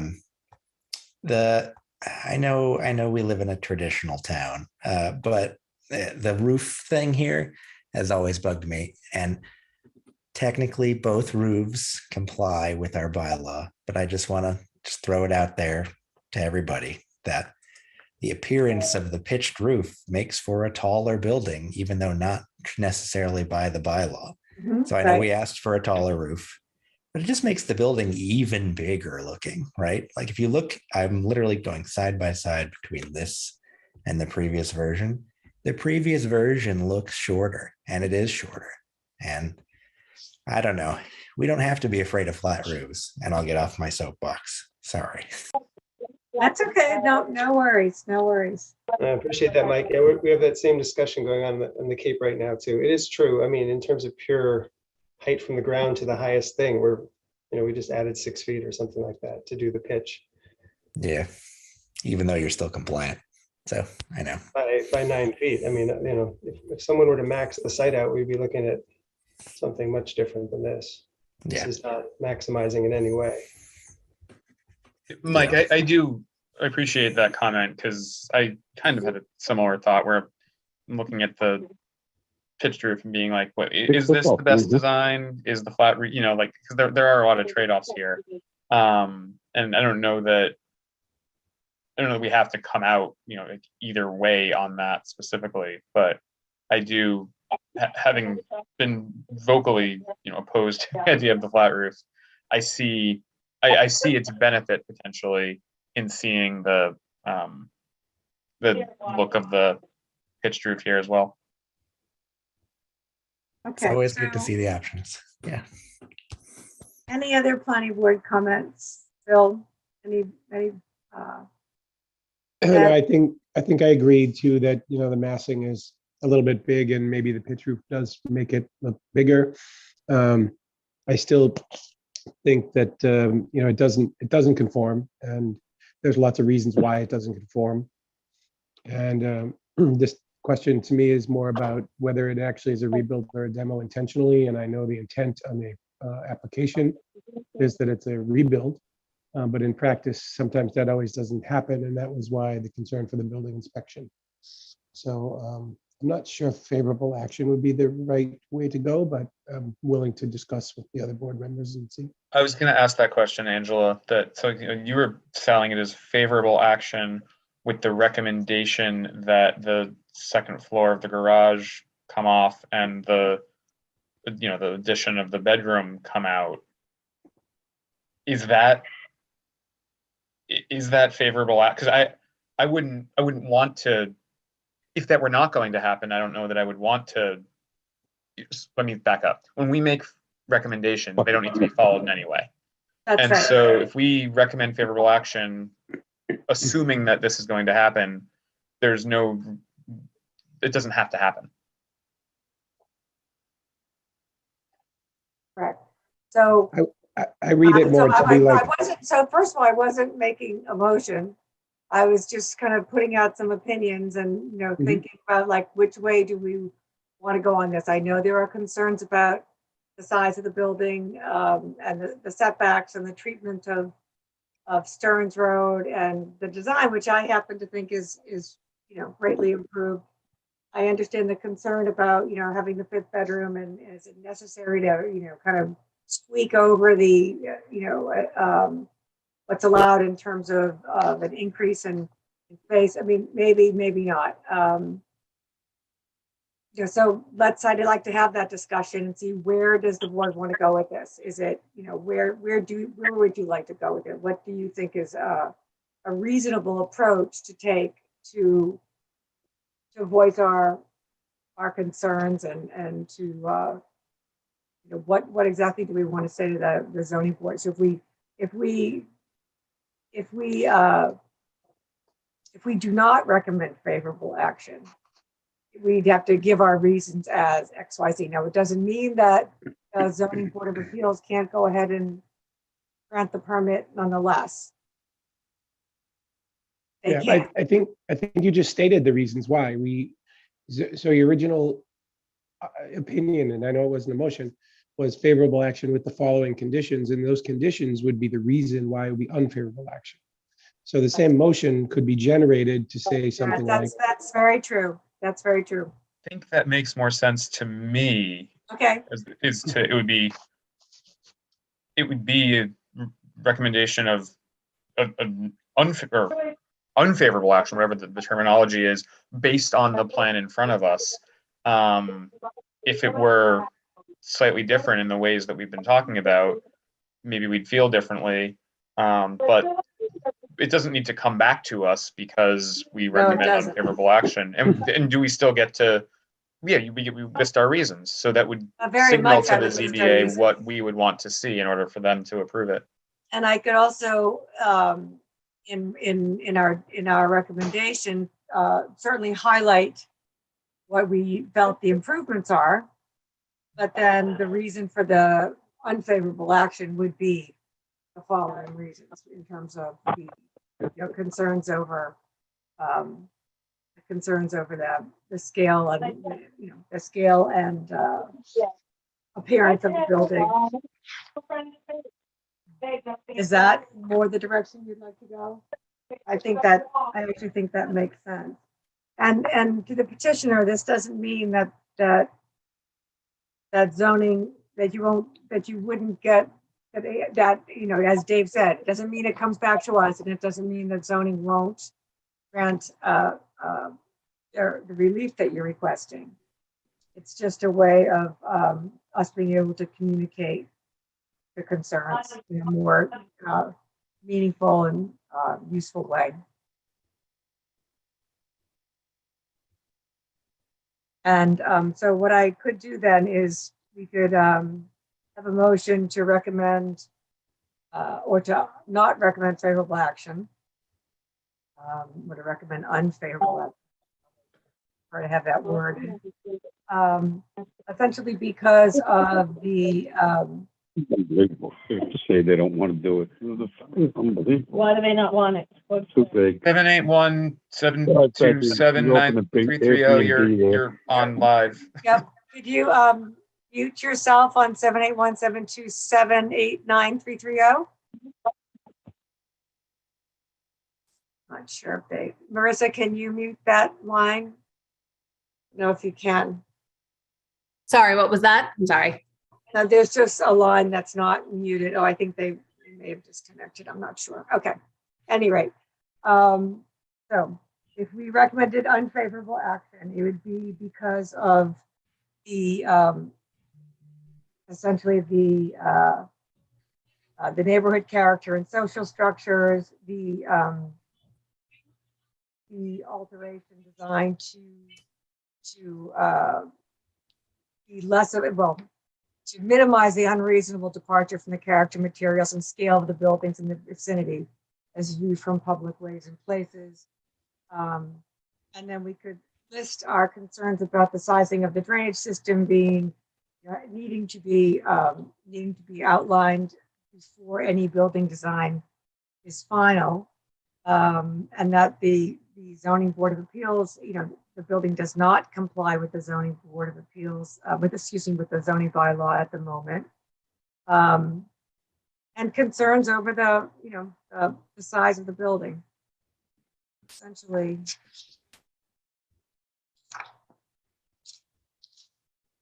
those are essentially the points. We would mention that certainly would mention that the petitioner made efforts to modify the exterior appearance of the building, and that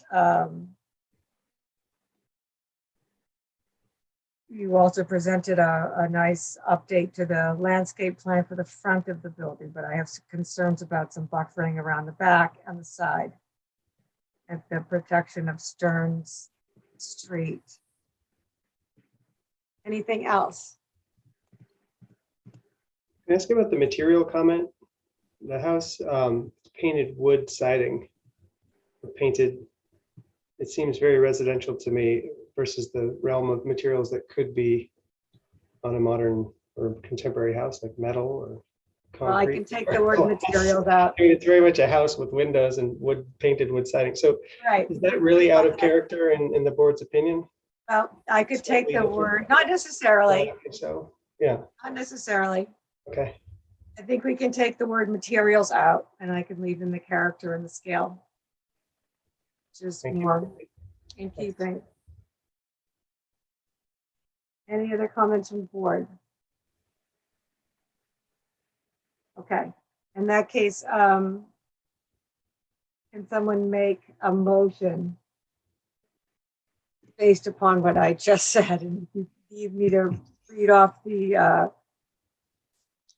if you'd need me to reiterate the reasons, I can do that as well. I just don't think I'm supposed to make the motion, not that I think it makes, not that the issue or not. Yeah, so I can make a motion to not recommend favorable action on the basis that the project does not minimize unreasonable departure from the character and scale of buildings in the vicinity as viewed from public ways and places. Was there anything I needed to add to that? It doesn't comply with the zoning bylaw. Oh, right. It doesn't comply with the provisions of the zoning bylaw. Yeah, and I would mention concerns about the contamination of groundwater until. Right, and also doesn't minimize, we're concerned that it doesn't minimize contamination of groundwater from on-site wastewater disposal systems. Until we have such a plan. I mean, I'm sure it can be done, but we don't have those plans in front of us, so. Right. So yeah, on those three grounds, I would make a motion to not recommend favorable action. Can I have a second? A second. All in favor? I'm an aye. Bill? Aye. Ted? You are muted. I can see that you put your thumbs Aye. up. Okay, thanks, Mike. Aye. And Dave. Aye. You obviously made the motion. Okay.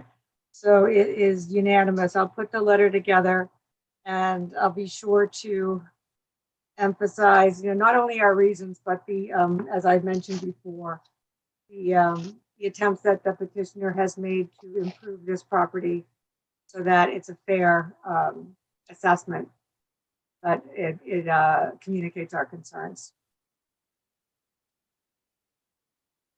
Okay, so good luck with everything, and we're going to close this and move on to our next item on the agenda. Thank you all very much. Thank you. Okay. So, I can pull out behind the screen. Okay, thanks. Next item on our agenda is a public hearing for site plan SPR 22-02 for 0 Lodge Road. This is by IG Investments LLC. And requests a site plan special permit for the construction of 2, they're not adjacent, for 2 townhomes that are in one building on a lot that's currently vacant. And I will note that this petition is for site plan special permit only, so the planning board is the permit granting authority on this petition. Okay, and the petitioner, Ilya, Yes. I'm going to say it, I'm not going to mess up your name, Zvenigorodskiy. Did I get it? You did really good, actually. Thank you. Right, I get that all the time. So welcome, and please tell us about your project. Yes, I have my partner, Gene Bernstein, here as well. Our project is basically, we're proposing to build 2 townhomes that are going to be about 2,300 square feet each. And we are asking for relief to build in a flood zone. We've done our study around the lot, and it's a lot that was subdivided before 1948. And we have a letter from the commissioner stating that it is buildable lot based on the requirements. We're meeting all the setbacks for the building. In your proposals, you'll find the plans for the units, as well as the planting plan that goes with it. As part of this review, we were asked to do a 50-year elevation of water, how the water will rise, and our mitigation for it is all the utilities, all the mechanicals, and the first floor area will start at 15 feet NAVD 88, and the 50-year flood levels of water increase only goes up to 13 feet, 0.2 on NAV 88. So we are mitigating that permanently, and we will not be finishing the basement. Okay. So who is going to share the screen for us? Marissa? I am, yeah, Okay. I'm working on it. I'm getting the stuff pulled up as we speak.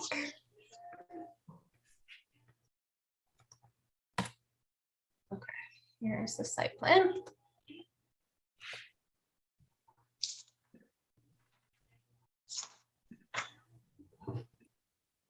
Just tell me where you want me to navigate to and from. I think the best is probably just to show how the building fits on the site plan.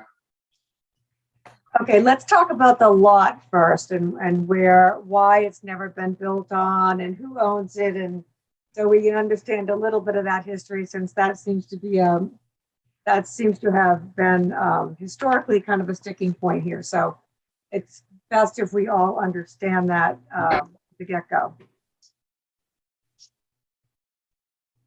So we're not sure why the lot was never built. I believe it might have been held by previous owner, and they were just either planning to develop it themselves or whatnot.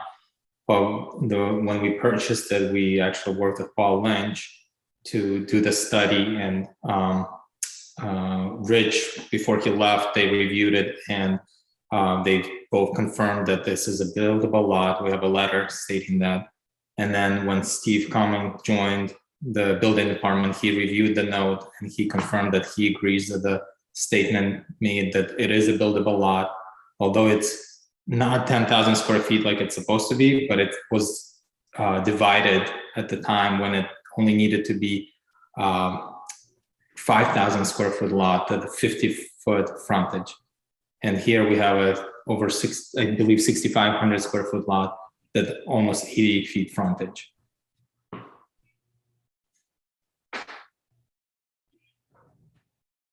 Okay, so you're saying the total size of the lot that you're showing here is 6,000 square feet? It's over 6,000 square feet. Okay. It's 6,500 square feet. And you're saying the lot was created when exactly?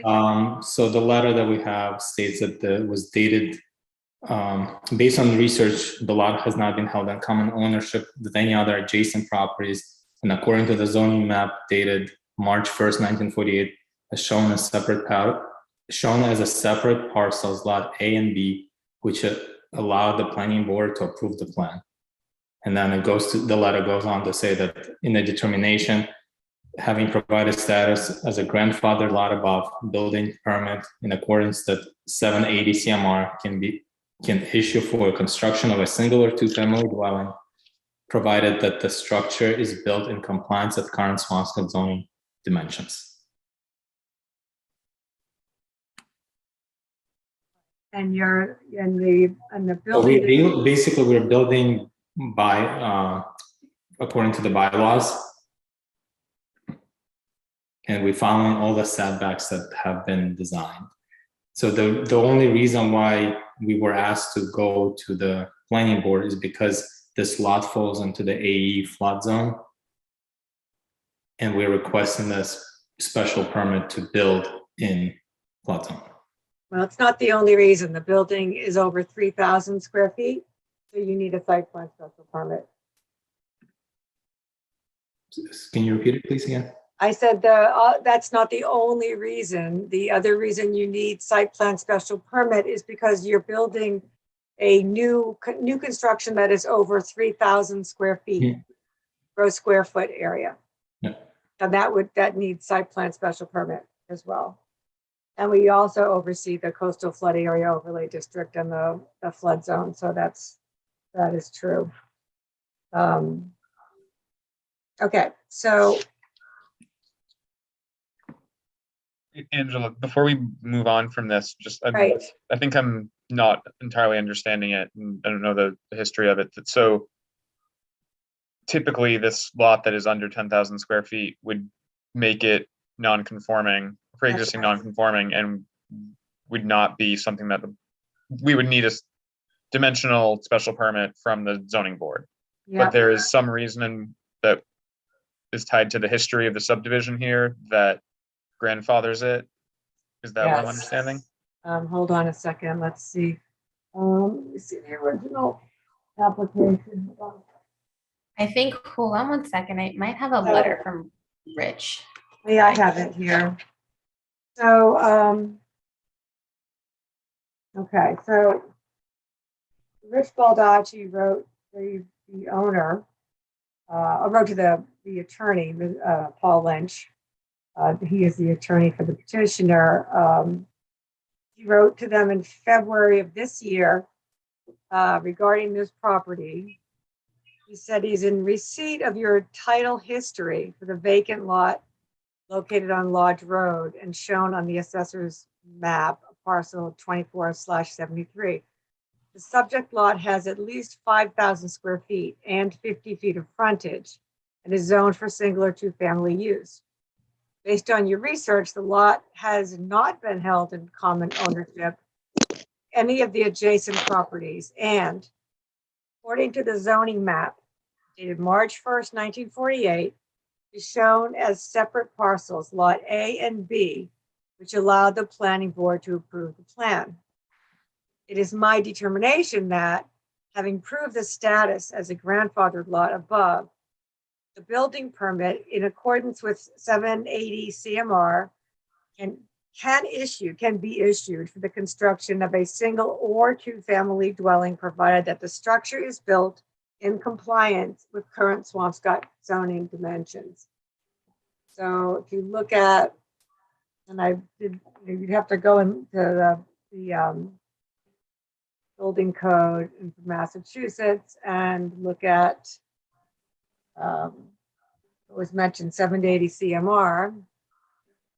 And when you do that, just for you.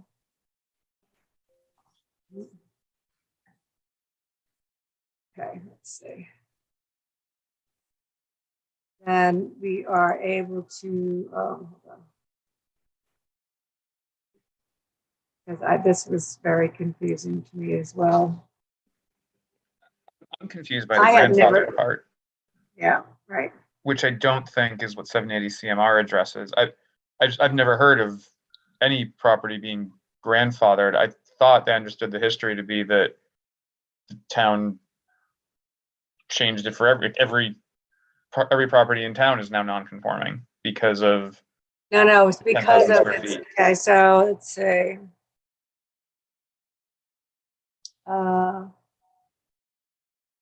Okay, hold on a second. Like, I think what I'm reading into this is that did the requirement used to be 5,000 square feet and 50 feet of frontage? I believe so, but. And so it complied before that lot size was changed. But I don't understand the grandfathered. It's the second paragraph, I think, that's supposed to be explaining it, but I don't understand what it says. Explains it for Marissa, and correct me if I'm wrong, but you and I both connected this Steve as well, the new commissioner, and he reviewed this and he said that he is in alignment that this is a buildable lot. Yes. It's not a question of it being buildable. It's a question of whether it needs a dimensional special permit because it is a non-conforming lot size. It doesn't. It has to do with it. It all comes back to that 1948, that subdivision date and the provision in the state code that that I don't know what the word I'm looking for is, but that makes it eligible for receiving a special, that requires it from not seeking a dimensional special permit. I think it had to do with the date at which it was done. I can try and find that language. There it is. Okay, so let's see. I mean,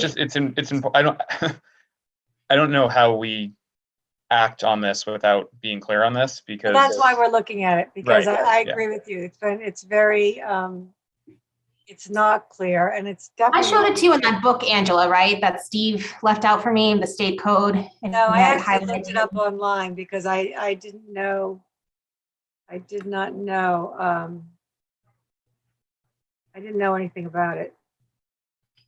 Scope and administration. Let's see.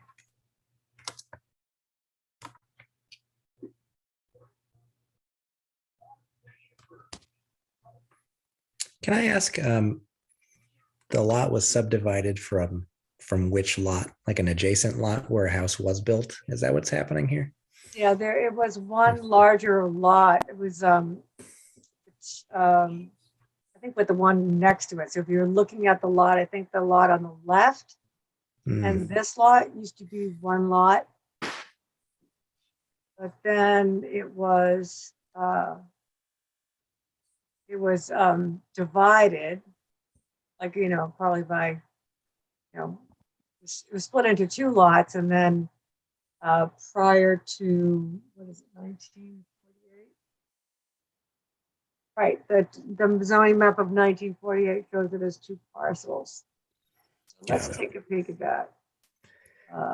I know I looked this up once and I got exactly what I was looking for. Of course, now I can't find it at all, but I'm going to try to find it. Because there is a lot of confusion about whether or not we can even look at this. So you'll have to have patience with us. I apologize for the, Well, we can look at it either way, right? It's just a question of whether we can be the permit granting authority or if we are making a recommendation to the ZBA on a dimensional special permit. yeah, this doesn't go to ZBA though, because it's not, you wouldn't even be able to build on it at this point. Wait, why? Steve and I agreed It's to that. undersized lot. I mean, well, I suppose you could, you know. Oh, it's so small. It's so small that it wouldn't be buildable. Got it. I think Steve and I agreed that the wording Rich used in the last sentence, as long as it's built in compliance with current Swampscott zoning dimensions, using the word dimensions makes it seem that if it's not dimensionally compliant, like if it doesn't have adequate frontage or if it doesn't have an adequate or sufficient lot size, it makes it seem like then it would need a special permit on top of that, or that it wouldn't be a buildable lot. But dimensions, like if we find that the state code, it makes more sense, but dimensions was probably the wrong choice of words to use here. It should be, maybe regulations was the better word to choose, but dimensions not so much, because even if it is still a non-conforming lot, it can still, the idea is that it can still be built upon in accordance with the state code. I'm trying to find it too.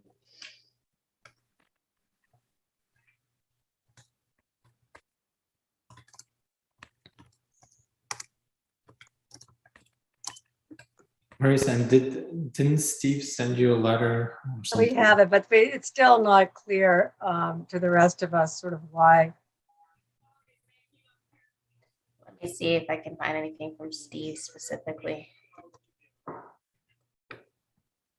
No.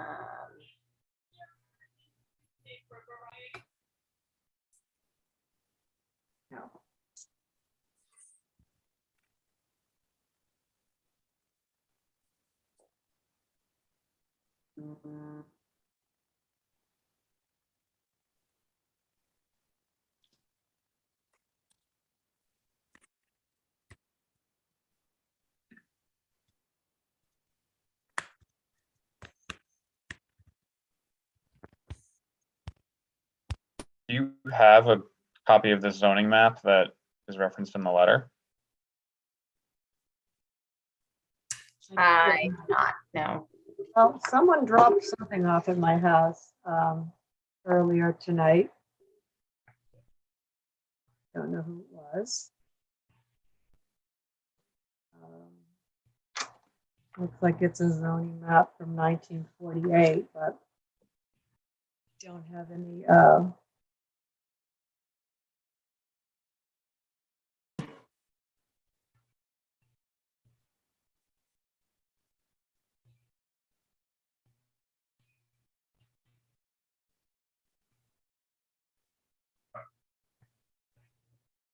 I'm just not clear how we're going to be able to get to the bottom of this ourselves in this meeting.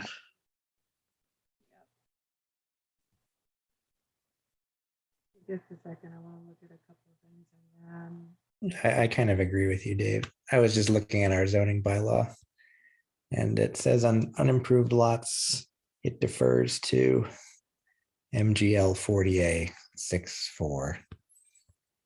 And now I'm looking at what that is, but without any. Okay, I think this is it. Let me just read it before I read it out loud and then have it not be applicable.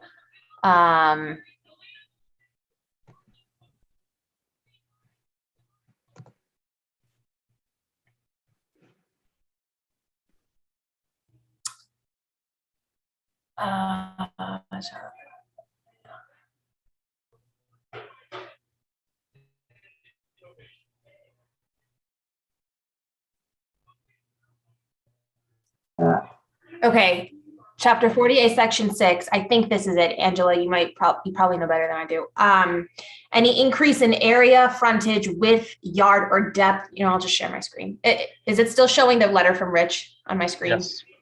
Okay, hold on, let me switch my share.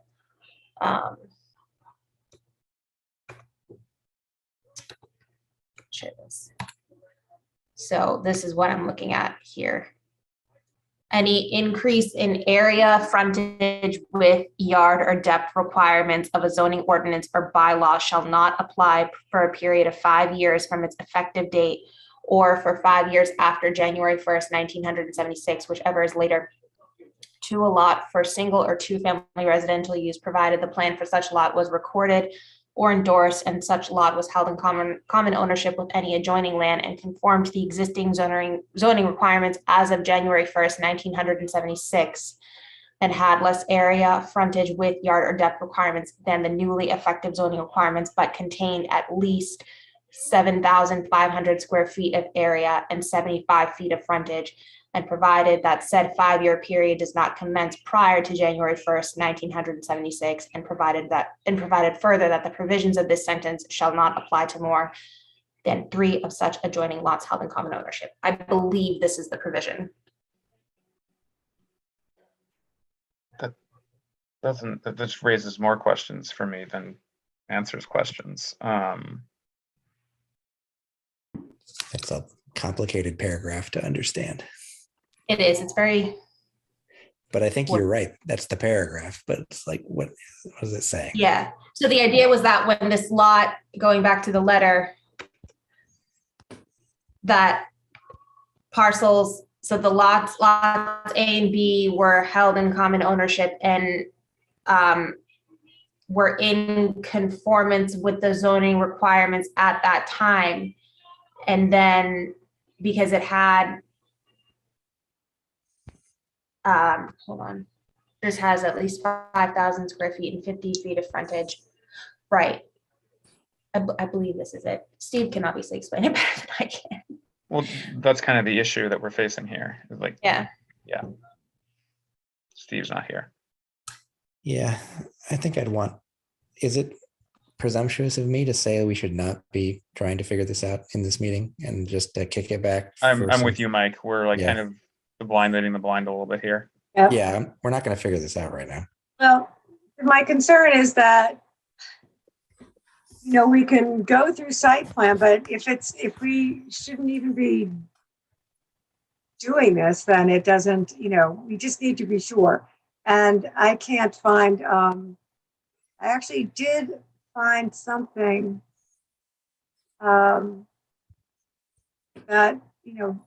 earlier that seemed to make sense, but I don't see it now. So I think we may have to look at it next month. I'm not comfortable understanding what this is. And I'll be honest, I've heard from several people recently that there's a lot of concern, misunderstanding. I have no problem putting, building a 2-family house in an A3 district as permitted by law, as long as we're actually allowed to do it. Otherwise, unless we can truly understand what's happening here, then I think we're going to have to continue this until our October meeting. Sorry. Totally in agreement with that. I want to make sure that at our October meeting, we have the right person who can set this all straight. Is Steve that we're talking about? Is he the building commissioner now? Yes. Is he the right person? Yes. Okay. So can it be done so that can he provide a letter, or do we have to go until the next meeting? Well, even if he did provide a letter, it would still have to go to a meeting. Sorry, Marissa, what did you say? Sorry, go ahead. Oh, I was going to say, even if Steve did provide a letter, it's still, no action could be taken until the board reconvenes again. Okay. So our next meeting is October 11th, and we can put you on our agenda for that. In the meantime, we need to get a full understanding. And I can tell you that once we've received that, then I'm sure the other members of the board will be agreeable to making sure that we you don't have any other concerns about the application that you couldn't correct ahead of time, assuming that we're going to be able to review everything in October. Okay. So in deference to those that showed up with public comments, should we take public comments anyway, or? So I think we should, yes. I think it makes sense. So anyone who would like to speak, please do. Marissa, you can open it up. Sure. Bill Demento. Okay. Bill, Good evening. you are on. Good evening. Good evening, members of the board. Bill Demento. I am a friend of a person, Rule, that lives on Muriel Road. And I am a broken down, old, retired zoning lawyer. I've been retired for a couple of years, but I know a little bit about this. And just a little bit. And it's difficult because I've had my hand raised for a while to point out that you really don't have any jurisdiction whatsoever in this case. And the reason is, the most elementary reason is the letter from Paul Lynch says that this has been held in common ownership since 1949. The new Swampscott zoning law passed on March 1st, 1948, certified by the Attorney General in July of 1948. And it had to comply. The zoning bylaw in 1948 requires 60-foot frontage. These lots don't have 60-foot frontage, so they automatically don't comply.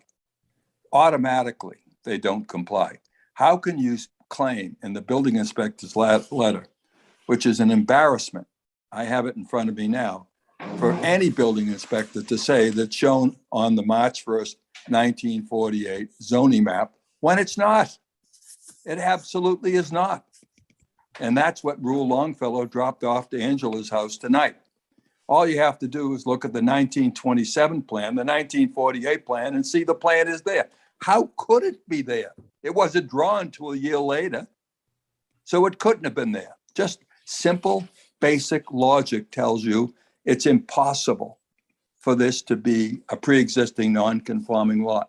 I don't care what Baldacci said. He must have been getting out of town, because this is a ridiculous letter for him to say it's grandfathered when it didn't exist. And Paul Lynch says it in his loyalty letter that it was pre-existing, it was held in private ownership and separate ownership since 1949. Well, that's wonderful. The law was passed in 1948. Bill, in his letter, he says, at no time since 1949 have lots A and B been in joint ownership. Well, what is the difference? That's the same thing.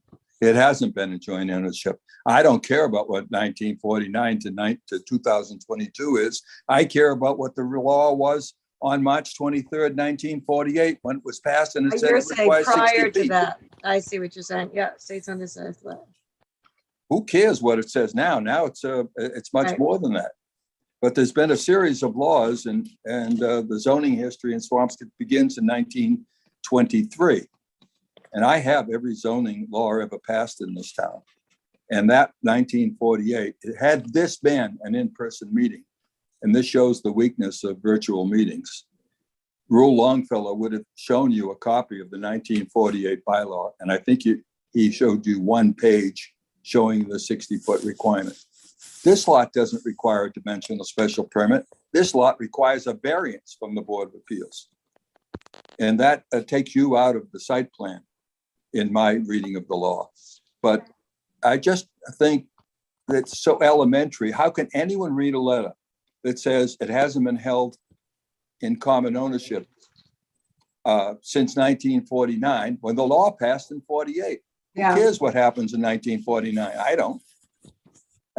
These neighbors are very concerned about the size of this lot, of these structures and what they're doing on Lodge Road.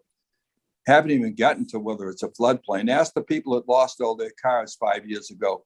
to the floods in this area. We know well the floods in this area. I don't care what their flood report says at this point, but reality tells us, and anyone that's lived in this town more than 6 months knows that area floods. And that's a completely different argument. My basic point for my friend Rule Longfellow, when I looked at this, I said, this is ridiculous. This shouldn't be before the planning board. This needs to go and get a variance from the Board of Appeals. So in other words, so those lots. I'm having trouble hearing you. Oh, these lots would have had to have been not in common ownership prior to 1948. Is that correct? That's correct. March 23rd is the adoption Not date. 48, not 49 and after. Yeah, 49. Paul Lynch tells the truth. He tells the truth. But who cares about 1949? We care about 1948. Okay, so we need to go over this in detail with the building commissioner, and I didn't even have a chance to go through all this stuff that was dropped off here, but I'll share with the others. The law that Marissa read was completely inapplicable. That's not the section. We have a section in the Swampscott zoning bylaw that applies to that, but it has to conform. If it doesn't conform on March 23rd, 1948, which is the date of approval of the town meeting, then you have a lot that requires Board of Appeals approval to do it. I'm not saying don't build on a 6,000-foot lot. I'm saying follow the darn process correctly. Yeah. And the petitioner should be going to the zoning Board of Appeals and say, we got this 6,000-foot lot, 50-foot frontage, we want to build something. Rather than a 6,000 square foot house or whatever it is that they're trying to build with 2 townhouses. If it's buildable because of the floodplain, the neighbors are concerned about it's unreasonable. It's totally out of character with the neighborhood, but my issues are jurisdictional. And I tell you that is, I've been away from this law for 3 or 4 years, but I'm not that far away that I can't read Lynch's letter that says 1949 and the law is 1948. Yeah. But we appreciate Can I just ask a question? The letter does say March 1st, 1948, not 1949. No, it doesn't. No, it does not. That's what Baldacci's letter says, but Lynch doesn't even go that far. Baldacci's letter says March 1st, 1948. And he's also wrong about that. If you take a look at the zoning map in 1948, there's no division of that lot. And Angela has it in front of her. Right. So we need to go through. I do have it in front of me. And to the petitioner, how could you divide it? It was a year later when the plan was prepared. What are they, got a time machine? Okay.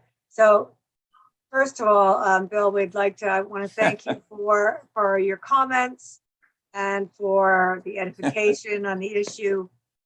Because this is something that I'll be very honest, and I had no experience with. This has not come up for me before, and has not come up for this planning board before. And as you can see by the comments from each of us at the beginning, we've been kind of scratching our heads and wondering what the heck was going on. I appreciate your good intentions, and I appreciate the honest questions from all the board members. And that's why I had my hand raised, because I think it could have been straightened out fast. Okay, well, I'm just going through the process. So thank you very much for raising your hand and speaking up. We appreciate it. And now it's time for me to go to bed. I'm old. Okay. All right. All right, well, good night. Good night. So we can either, it's up to the board whether you want to take any more comments, or we just want to, it's up to the board. I think it would be helpful, especially if we want to try and get all comments back before the next meeting so they can prepare. Okay. I don't know. Yeah, I would run through them. Okay. Yep. Sounds good. So why don't we go ahead, Marissa, and call on the next person with their hand up? Okay. Monica Lagerquist. Hi, Monica. Hi, Monica. Hi, guys. Can you hear me? Yes. Okay, so I'm one of the concerned neighbors. My house abuts, I'm on Muriel, Yep. So I abut the lot, like Oh, literally. okay. So like I'm concerned, as Bill stated, with the height. I think for our little neighborhood with capes, mostly the height of a 4-story townhouse does seem extravagant, but I'm not opposed to building it. So I'm not trying to be like, not my backyard. The other issue is there's definitely flooding in that lot. Like it floods. We haven't had rain lately, but that lot floods. And we've all in that neighborhood, in our neighborhood, we've had flooding. I have a sump pump in that helps, but if there was massive flooding, I don't think the sump pump would keep up. Another thing is, and I don't know if this is something, the neighbors that abut the lots, I'm also trying to speak for them. They're 92 and 84, and they actually did go to bed. So they're very concerned with their view being blocked and the flooding. And my only other last issue would be, and I don't know if this is the jurisdiction of you guys, the trees. Like I don't know if the trees are going to be cut down or if they're going to stay. So I guess that's my issues. And if this is continued, I'm hopeful that the other neighbors will hopefully send an email to Marissa or somebody so they can be heard too, since like I said, they don't have computers. Some of them don't have cell phones. Understood. So they really want to be heard, but I feel like, unless you guys did hybrid or they sent in an email, which they don't, I'd have to send in the email for them if that's okay. Of course. Okay. So you might see an email from me on behalf of some of the neighbors. But so I guess that's my only comments, and thanks for listening. Thank you very much. Okay. Thanks, guys. Thanks, Monica. Okay. To that point, actually, I did receive, since this is a public hearing, maybe I can read it into the record. We're treating it as a public hearing, I suppose. I received a call from one of the other neighbors today who followed up via email and reiterating some of Monica's comments that she just made. His name is Thomas Ball, and he recently purchased the property at 21 Lodge Road. He's writing because he is concerned that both the direct abutters to this vacant lot will not be able to attend the virtual meeting. Both abutters are elderly and they do not have access to Zoom, but still want their voices to be heard. Their names are William Savino and Mario Grasso. They both spoke with Mr. Ball today, asking him to send this email to me in hopes that the meeting might get postponed to an in-person meeting next month. He said he will be attending virtually. Mr. Ball, I see him here in the attendees list. So maybe the board could take that into consideration, that if we do continue this, we might want to consider having a hybrid component in October to accommodate some of those neighbors who would like to come. Okay. And then with that, I'll call on the next person. That's fine. Jen, sorry. No, go right ahead. Thank you. Okay. Jen Chavez. Hi, Jen. Hi, I'm Jen Chavez. I'm here with my mother, Carol Pagano Wilson. We live directly across from the lot at 17 Lodge, next to our new neighbor, Mr. Ball, and the Grassos are across the street from us as well. We have the same concerns as the other neighbors, so I'm not going to repeat, those same concerns. We have a major concern with traffic. It's a dead end street, as you're aware. It's also a lot of, there's not that much parking, on-street parking, and there's also a lot of traffic for sports, kids coming down the street using the entrance to the park, to the field. We're just concerned, we are concerned with the flooding as well. As Monica explained, this is a flood area where we do pay flood insurance.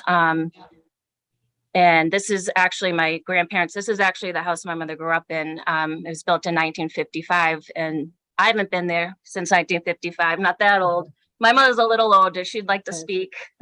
Hi, I'm Carol Pagano Wilson.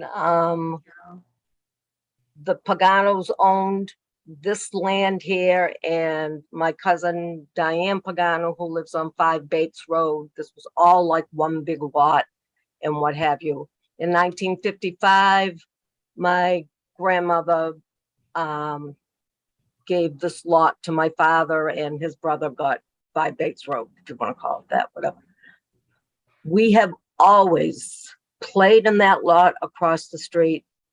The Mrs. Sarika, who lived down the end of the street, and like I say, I'm 74 years old, owned that lot. And then she left it to Adele, who recently passed away, who left that house and the lot to her nieces and nephews.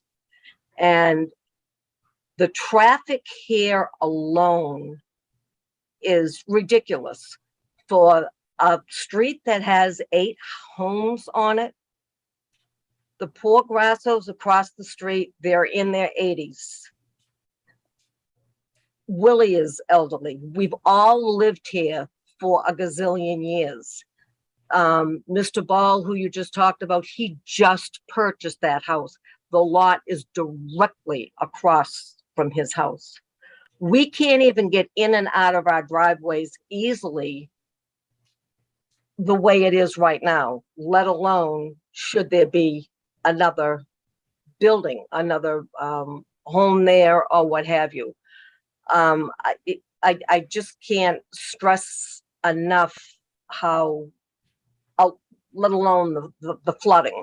We had a 60-foot pine tree out in front of our house here at 17 Lodge Road, which is the first house on the right. It's a ranch house.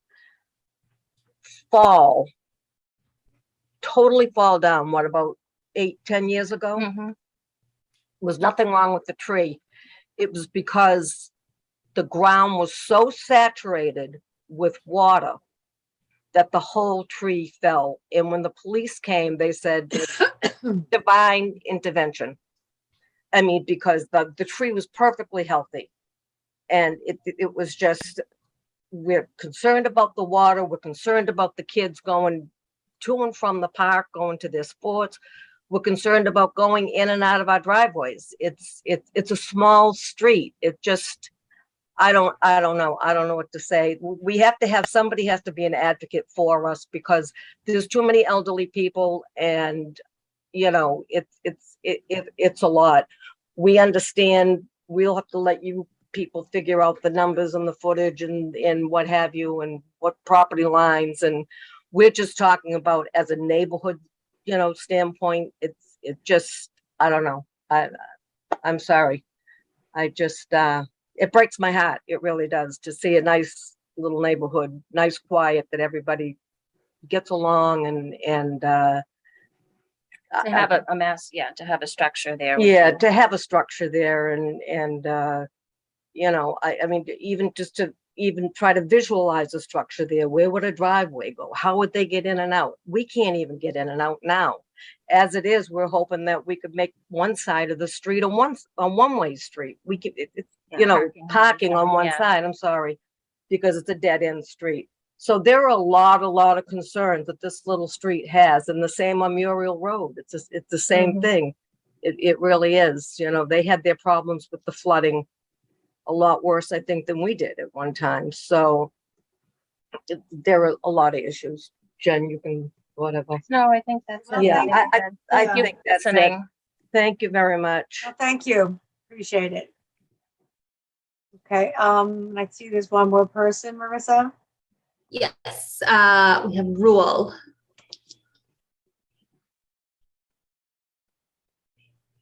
Okay, go ahead, unmute yourself and roll. Okay, how's that? That's Yes. fine. As they say in French, more better? Yes. Angela, first of all, I want to thank you very much.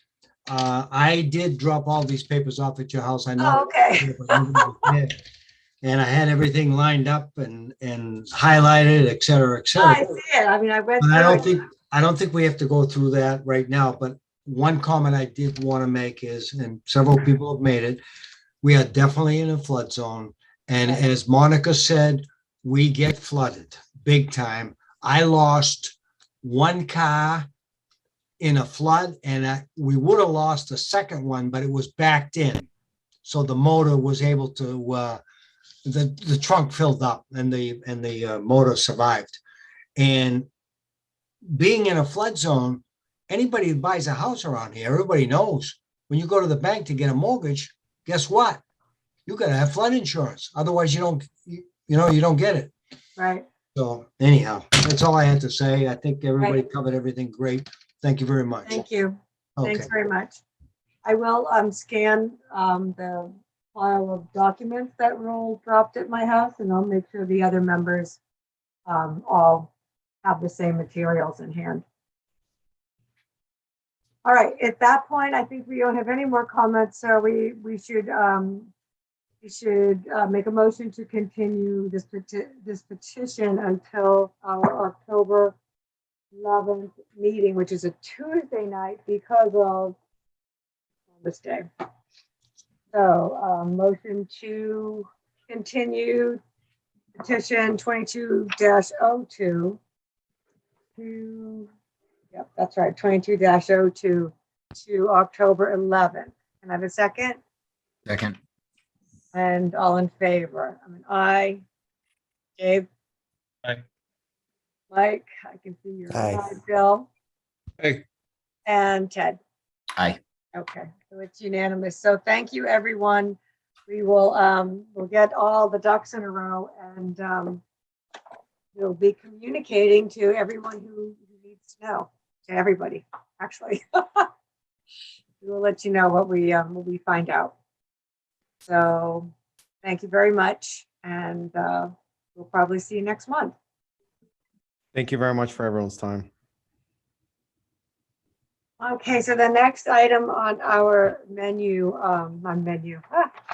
doesn't look like a menu, but our agenda is appoint a new planning board liaison to the Earth Removal Advisory Committee. And I'm gonna toss it over to Ted and to Thanks, Angela. case. Yeah, thanks, Angela. It's been a great year on the Earth Removal Committee, Mike. Thanks for tossing that over to me for, last year. So yeah, no, it was a great year, especially with the new school. We had a lot of meetings around the new school and a few other things. However, hoping to be able to hand that off to another member of the board. I had a new commitment come up, so it's a little bit more difficult for me to make their meetings, which are relatively impromptu. So it's kind of hard to schedule them in advance. So I was hoping to be able to hand it off to someone else on the board if they would want to be our representative to ERAC. I guess I should say that they're currently kind of going through the AI stuff. So that's their big thing that they're working through. AI? Aggregate industries, sorry. Oh, aggregate. Pardon me. I was thinking artificial intelligence. Okay. Okay, so any takers? Anyone that is interested in taking this on? Don't all jump in at once. So I wonder how often are the meetings? They're impromptu. So when there's something that comes up, they meet. And so since I've been on the board, I joined ERAC, let's see, after my first planning board meeting. So in May of 2021, we've probably met 5 to 6 times. Okay. I would say 2 of them were about the school project alone.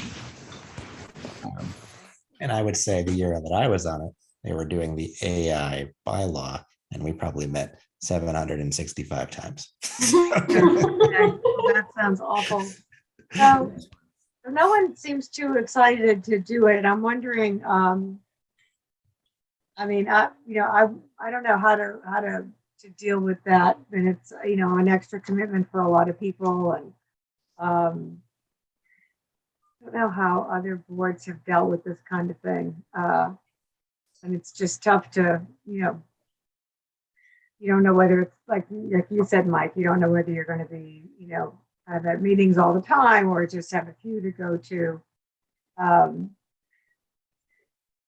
Bill, I don't know. Are you have any interest in? If we take the average of Ted and Mike, it's still in the 350 range. So I'll be quite honest, for the erratic meetings and the potential large number of meetings, I really don't have the time to commit to that and do it justice. So Okay. I'm not sure. Feel bad. I have the same issue. Like I can tell I'm just like not going to go to the meetings. Like I think impromptu that- meetings, like that does not It's describe tough. my I life know, in any I way. know. Being on multiple committees myself, I know it's tough and it just gets overwhelming. So let me do this. Let me talk to Marissa and Marzi and just kind of maybe a couple of the other committee chairs and see if we can't come up with some kind of a better solution. I mean, everybody is just committed out. It's tough, just serving on multiple committees. And then, I just just like you guys, when you look and you've got, 3 things to do one week and it's nuts. So I understand how that commitment can be tough. I really do. So is it a statutory requirement that somebody from the planning? I think, I don't even know, to be honest. I mean, I know there's been that request. I know it's, we have liaisons to our committees that, for example, selectmen liaison, I can be honest, I'm not even sure who our select board liaison is. I can interrupt. Pardon me? I'm fairly certain it's in the ERAC, they're like bylaw. They're Oh, their that they rules. need to have, yeah. Yeah, how many people are on this committee and who are they from? And Okay. one of those positions is a planning board liaison, Okay. as far as I remember. So I think other our committees with biggest issue is liaisons, yeah. like, sorry, Angela, you brought up the select board. The way we look at our liaison, at least the way I picture our liaison, is then we have a question and we need to go to the select board, we would go to our liaison. Yeah.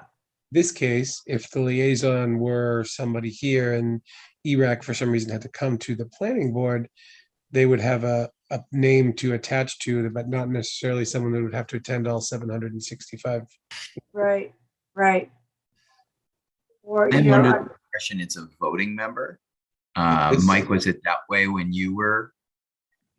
I just pulled up the document. So the committee shall consist of 5 voting members. 1 shall be chosen by the Board of Health. 1 shall be chosen annually by the planning board for a Who is 1-year it? term. Oh, we can choose anybody in town. That's poor true. Marissa. Yeah. It doesn't say it has to be a member. So, well, the thing is that it's like, that's, I think it's, I know it does. Never mind. based on, the number, I mean, I don't know. I think that's a tough thing. Because, I mean, if it's one thing to have a committee and then have liaisons, but to have a committee so you're saying that the planning board member of ERAC is a voting member? The According to person this that the version- planning board chooses. No, I misread that. I'm sorry. I'm not a lawyer. So it says chosen annually by, comma, and from the planning. And from. Yeah. Okay, but what is that? A liaison that also has to be a voting member, but they have to show up to every meeting. That's kind of like a demand that's hard to, I mean, it would be like us saying we have to have someone from ERAC at every one of our meetings because they have to vote. Very presumptuous. What? It's very presumptuous. It just kind of assumes that somebody on the planning board Crazy. I has mean, the yeah. time to commit. Yeah, that's not, and I'll tell you something, what it should be is we should have a planner who's at every meeting, but we don't have a full-time planner. So that's, Do you want me to describe to you the other members on this thing just so you know? Sure. So there's 5, at least in this version, and this was edited at my time, so I might be reading the wrong one. All right. But 5 voting members, 1 chosen by the Board of Health, 1 chosen by and from the Planning Board, 1 chosen by and from the Conservation Commission, and 3 appointed by the board for different What length board? terms. Appointed by what board? The board. I assume An the select advisory. board. Yeah. Hold on a second. So ERAC is an advisory committee. Is that what you're saying? and then Yes. they appoint two other people? Does I'm so confused as to what this is. The select board, I believe. I believe it's the select board that appoints them. Okay, okay. Yeah, yeah. And then, so they Also, appoint three, and then there's also we're gonna not, revisit it, because this doesn't work for any of us. yeah. Yeah, I let's mean- revisit it next month. It's the reason why it's coming up now is normally if there's a meeting that I miss, whatever, and I've only missed one meeting, just for the record. But now they've had resignations, so I don't believe the board can convene without every member attending. So it just adds that wrinkle to this fold. But Angela, I agree with you. Maybe we defer this to October and put our brains together. Maybe we can think of a way. I also just need to make some inquiries around town, because the way this is, the dictate of, putting, someone who is on the planning board on another committee as a voting member, and having the obligation to do so is not, in my mind, fair. It doesn't mean that somebody wouldn't really want to do it. There might be somebody for whom this is really an important issue and really wants to be on EREC. I think EREC's at a really important committee, and I think they, but do I think we need, one of our members being a full-time voting EREC member? I don't know. I need to find out more and ask more questions. I mean, you guys have been on the committee. I mean, I don't know. What do you think? Do you think there's value there? Do you think, do you have anything that you'd recommend?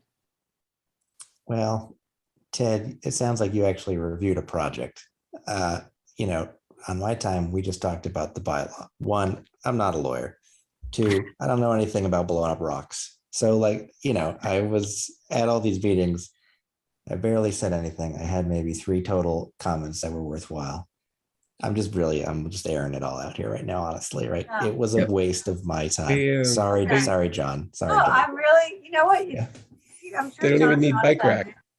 They don't even need bike racks. I can't even blow up the bike racks with the quarry stuff. It's no fun.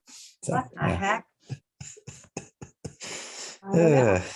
All right, so, okay. So and Ted, did you find anything I mean, it sounds like you actually had, a little different focus, but.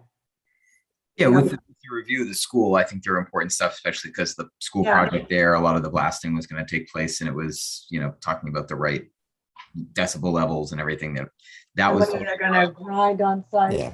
right. Totally valuable. The AI permit, I think is valuable. I am not sure.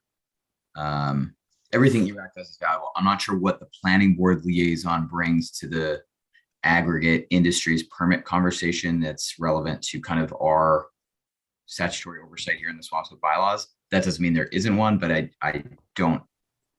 doesn't come to mind. What about if there is something like, for example, when we're doing a site plan and we're supposed to get, comments from, all the different boards, and they're supposed to be submitted and so forth. I mean, that is something that we need to crack down on, but that's another issue. But what if that were something that came to us? So if there was a specific project that, or let's say they had drafted a whole bylaw and then they asked for your review, and it was something you could have shared with the board, you know what I mean? Like, and everybody kind of participated, or there was a particular, something you were going to vote on, and then before they were going to vote on it, they sent around the scope of the project for us to review and comment on.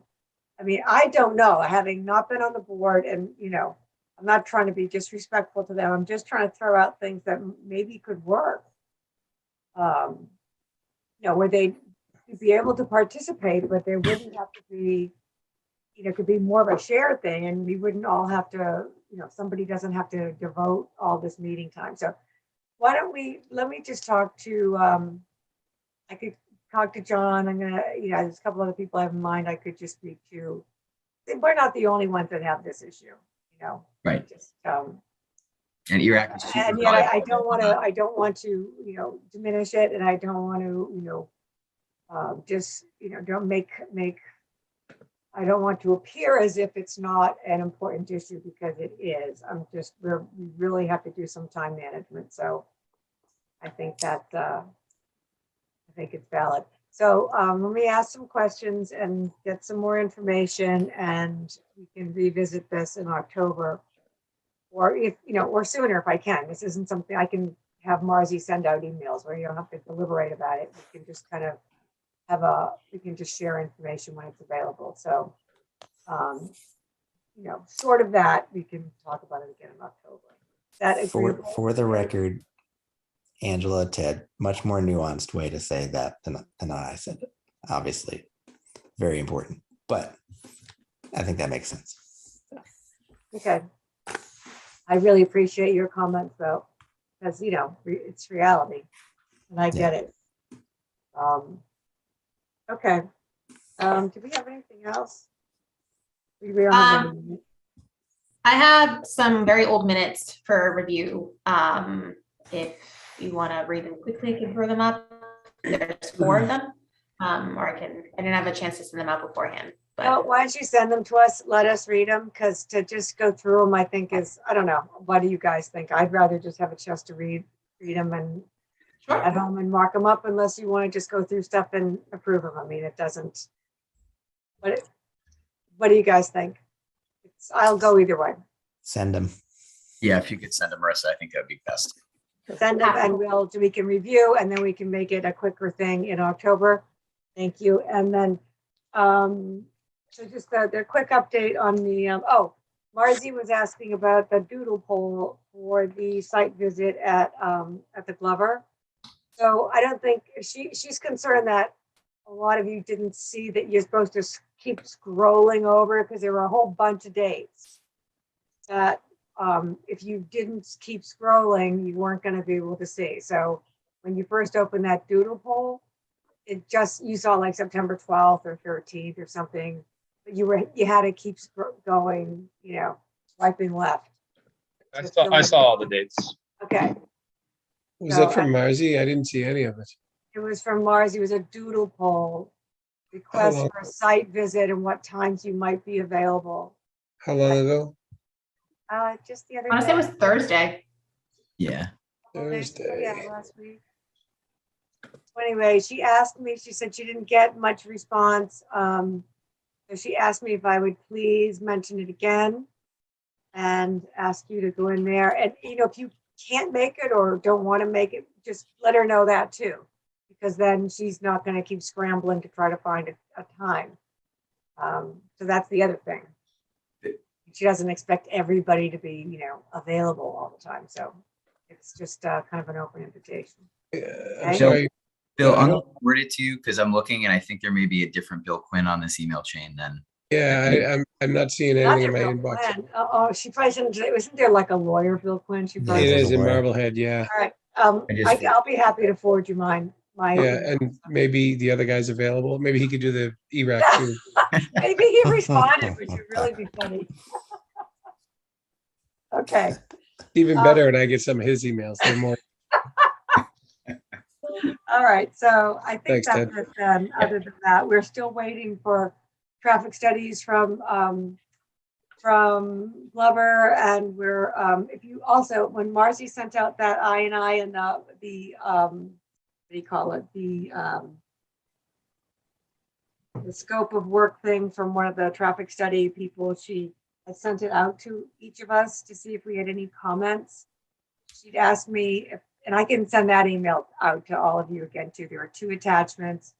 She just wanted to make sure that you all had a chance to look at it. And if you had any comments, this is all relating to studies on the Glover, to send it back to her. Any questions, or this looks weird, or how come you're not including that? That kind of thing.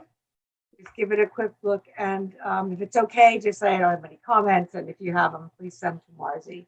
She was just, she just wanted to make sure that everybody had a chance to look at it, because we need to move ahead on getting those studies done. And tomorrow night, Marblehead's meeting with the Glover. They're having another public meeting, so I can get I don't know if anyone's interested, but I'm going to try to attend part of their planning board meeting, just to curious. I like to see what their process looks like. So I have another meeting too, so I might be juggling screens. But I'd be happy to share that link with you for Marblehead's planning meeting tomorrow night if you're interested. Yeah, Otherwise, last time they did it, last time they did it, I asked for the link afterwards because it was recorded. So if you Yeah. can't make it, that works too. yeah, they do. She will send you the recording, so that's fine. And because we're not like on there to comment. It's just, Yeah. we do have time. It's not till our, I mean, we'll see if they're studying. Well, I'm assuming they might have something ready by October, but we need time to review it ahead of time and so forth. So anyway, so that's where that stands. I think that you know that the state came back with the updated guidelines for 3A. There is a summary that they put together that's online. It's easy enough to find by just kind of, Googling the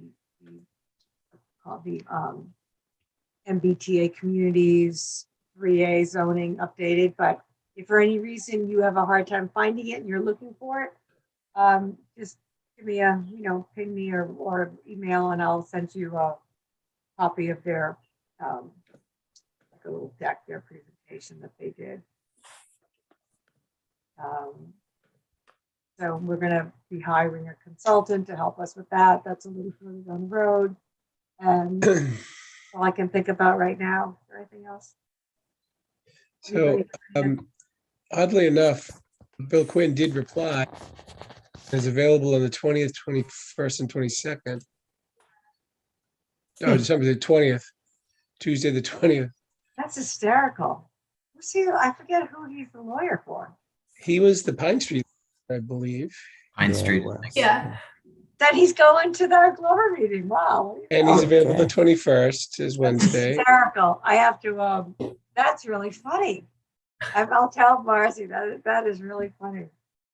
I'm when you, funny / not funny, so we need to we'll get that straightened up. when All you right, reply, Bill, make sure you're the real Bill Quinn on there. Right. The real. Yeah, I'm not sure. The real. How do they do that when it's like the genuine thing? You have like that trademark thing next to your name. Yep. Okay, so Put a full signature or something. right. Anything else, guys? Any other business that may properly come before the board? Nothing? Okay, then motion to adjourn. Actually, sorry, really quick. Going back to that October 11th meeting, I'm sorry, don't kill me. Would you guys be okay doing a hybrid? Maybe we can consider once we get all of the zoning situation stuff sorted out for Lodge Road, and then if it's determined that it is going to come before you guys as a public hearing. So when you're saying in person and online, is that what you're saying? Yeah, just like we did last month with the Glover initial application meeting. Pre-application meeting. So it's in person with a Zoom option for attendees. Yeah. And why is that preferable? I mean, I'm okay with doing it. There were a number of, I'm sorry? People, you're saying there are people that don't have computers and that can't attend. Was that the issue? I see. Yeah. Okay. Correct. I mean, I don't know how you guys feel. We can certainly do it. That's fine. That's fine. Sure. I can't commit to myself being there in person. Doesn't mean I won't be, but it seems to make sense to have that option for the people that. And if you had, if you were available, you could, that was fine. I think as long as we have, I believe the rules for attending for board members is that we have the chair in person. I don't know that I think we can establish a quorum with a mixed amount of members in person and online. The preference for board members is that they attend in person. And I believe the chair has to be in person as well. But if that is something you guys are okay with, fine thing. I'm happy to reserve the space. Okay, why don't you reserve it and we'll at least we'll have it and Yeah, better to do it and then we can always cancel. Right. Okay. So, okay. Anything else? Nice small comment. No more surprises. No other issues? Okay, then motion to adjourn. Motion to adjourn. Okay. Second. In favor. I think that's all we need is a wave of the hand for the adjournment and we're all good. So we'll see you next month if we don't see you before then. Thank you. Have a Thanks, good night. everybody. Night, All everyone. right, good night, guys.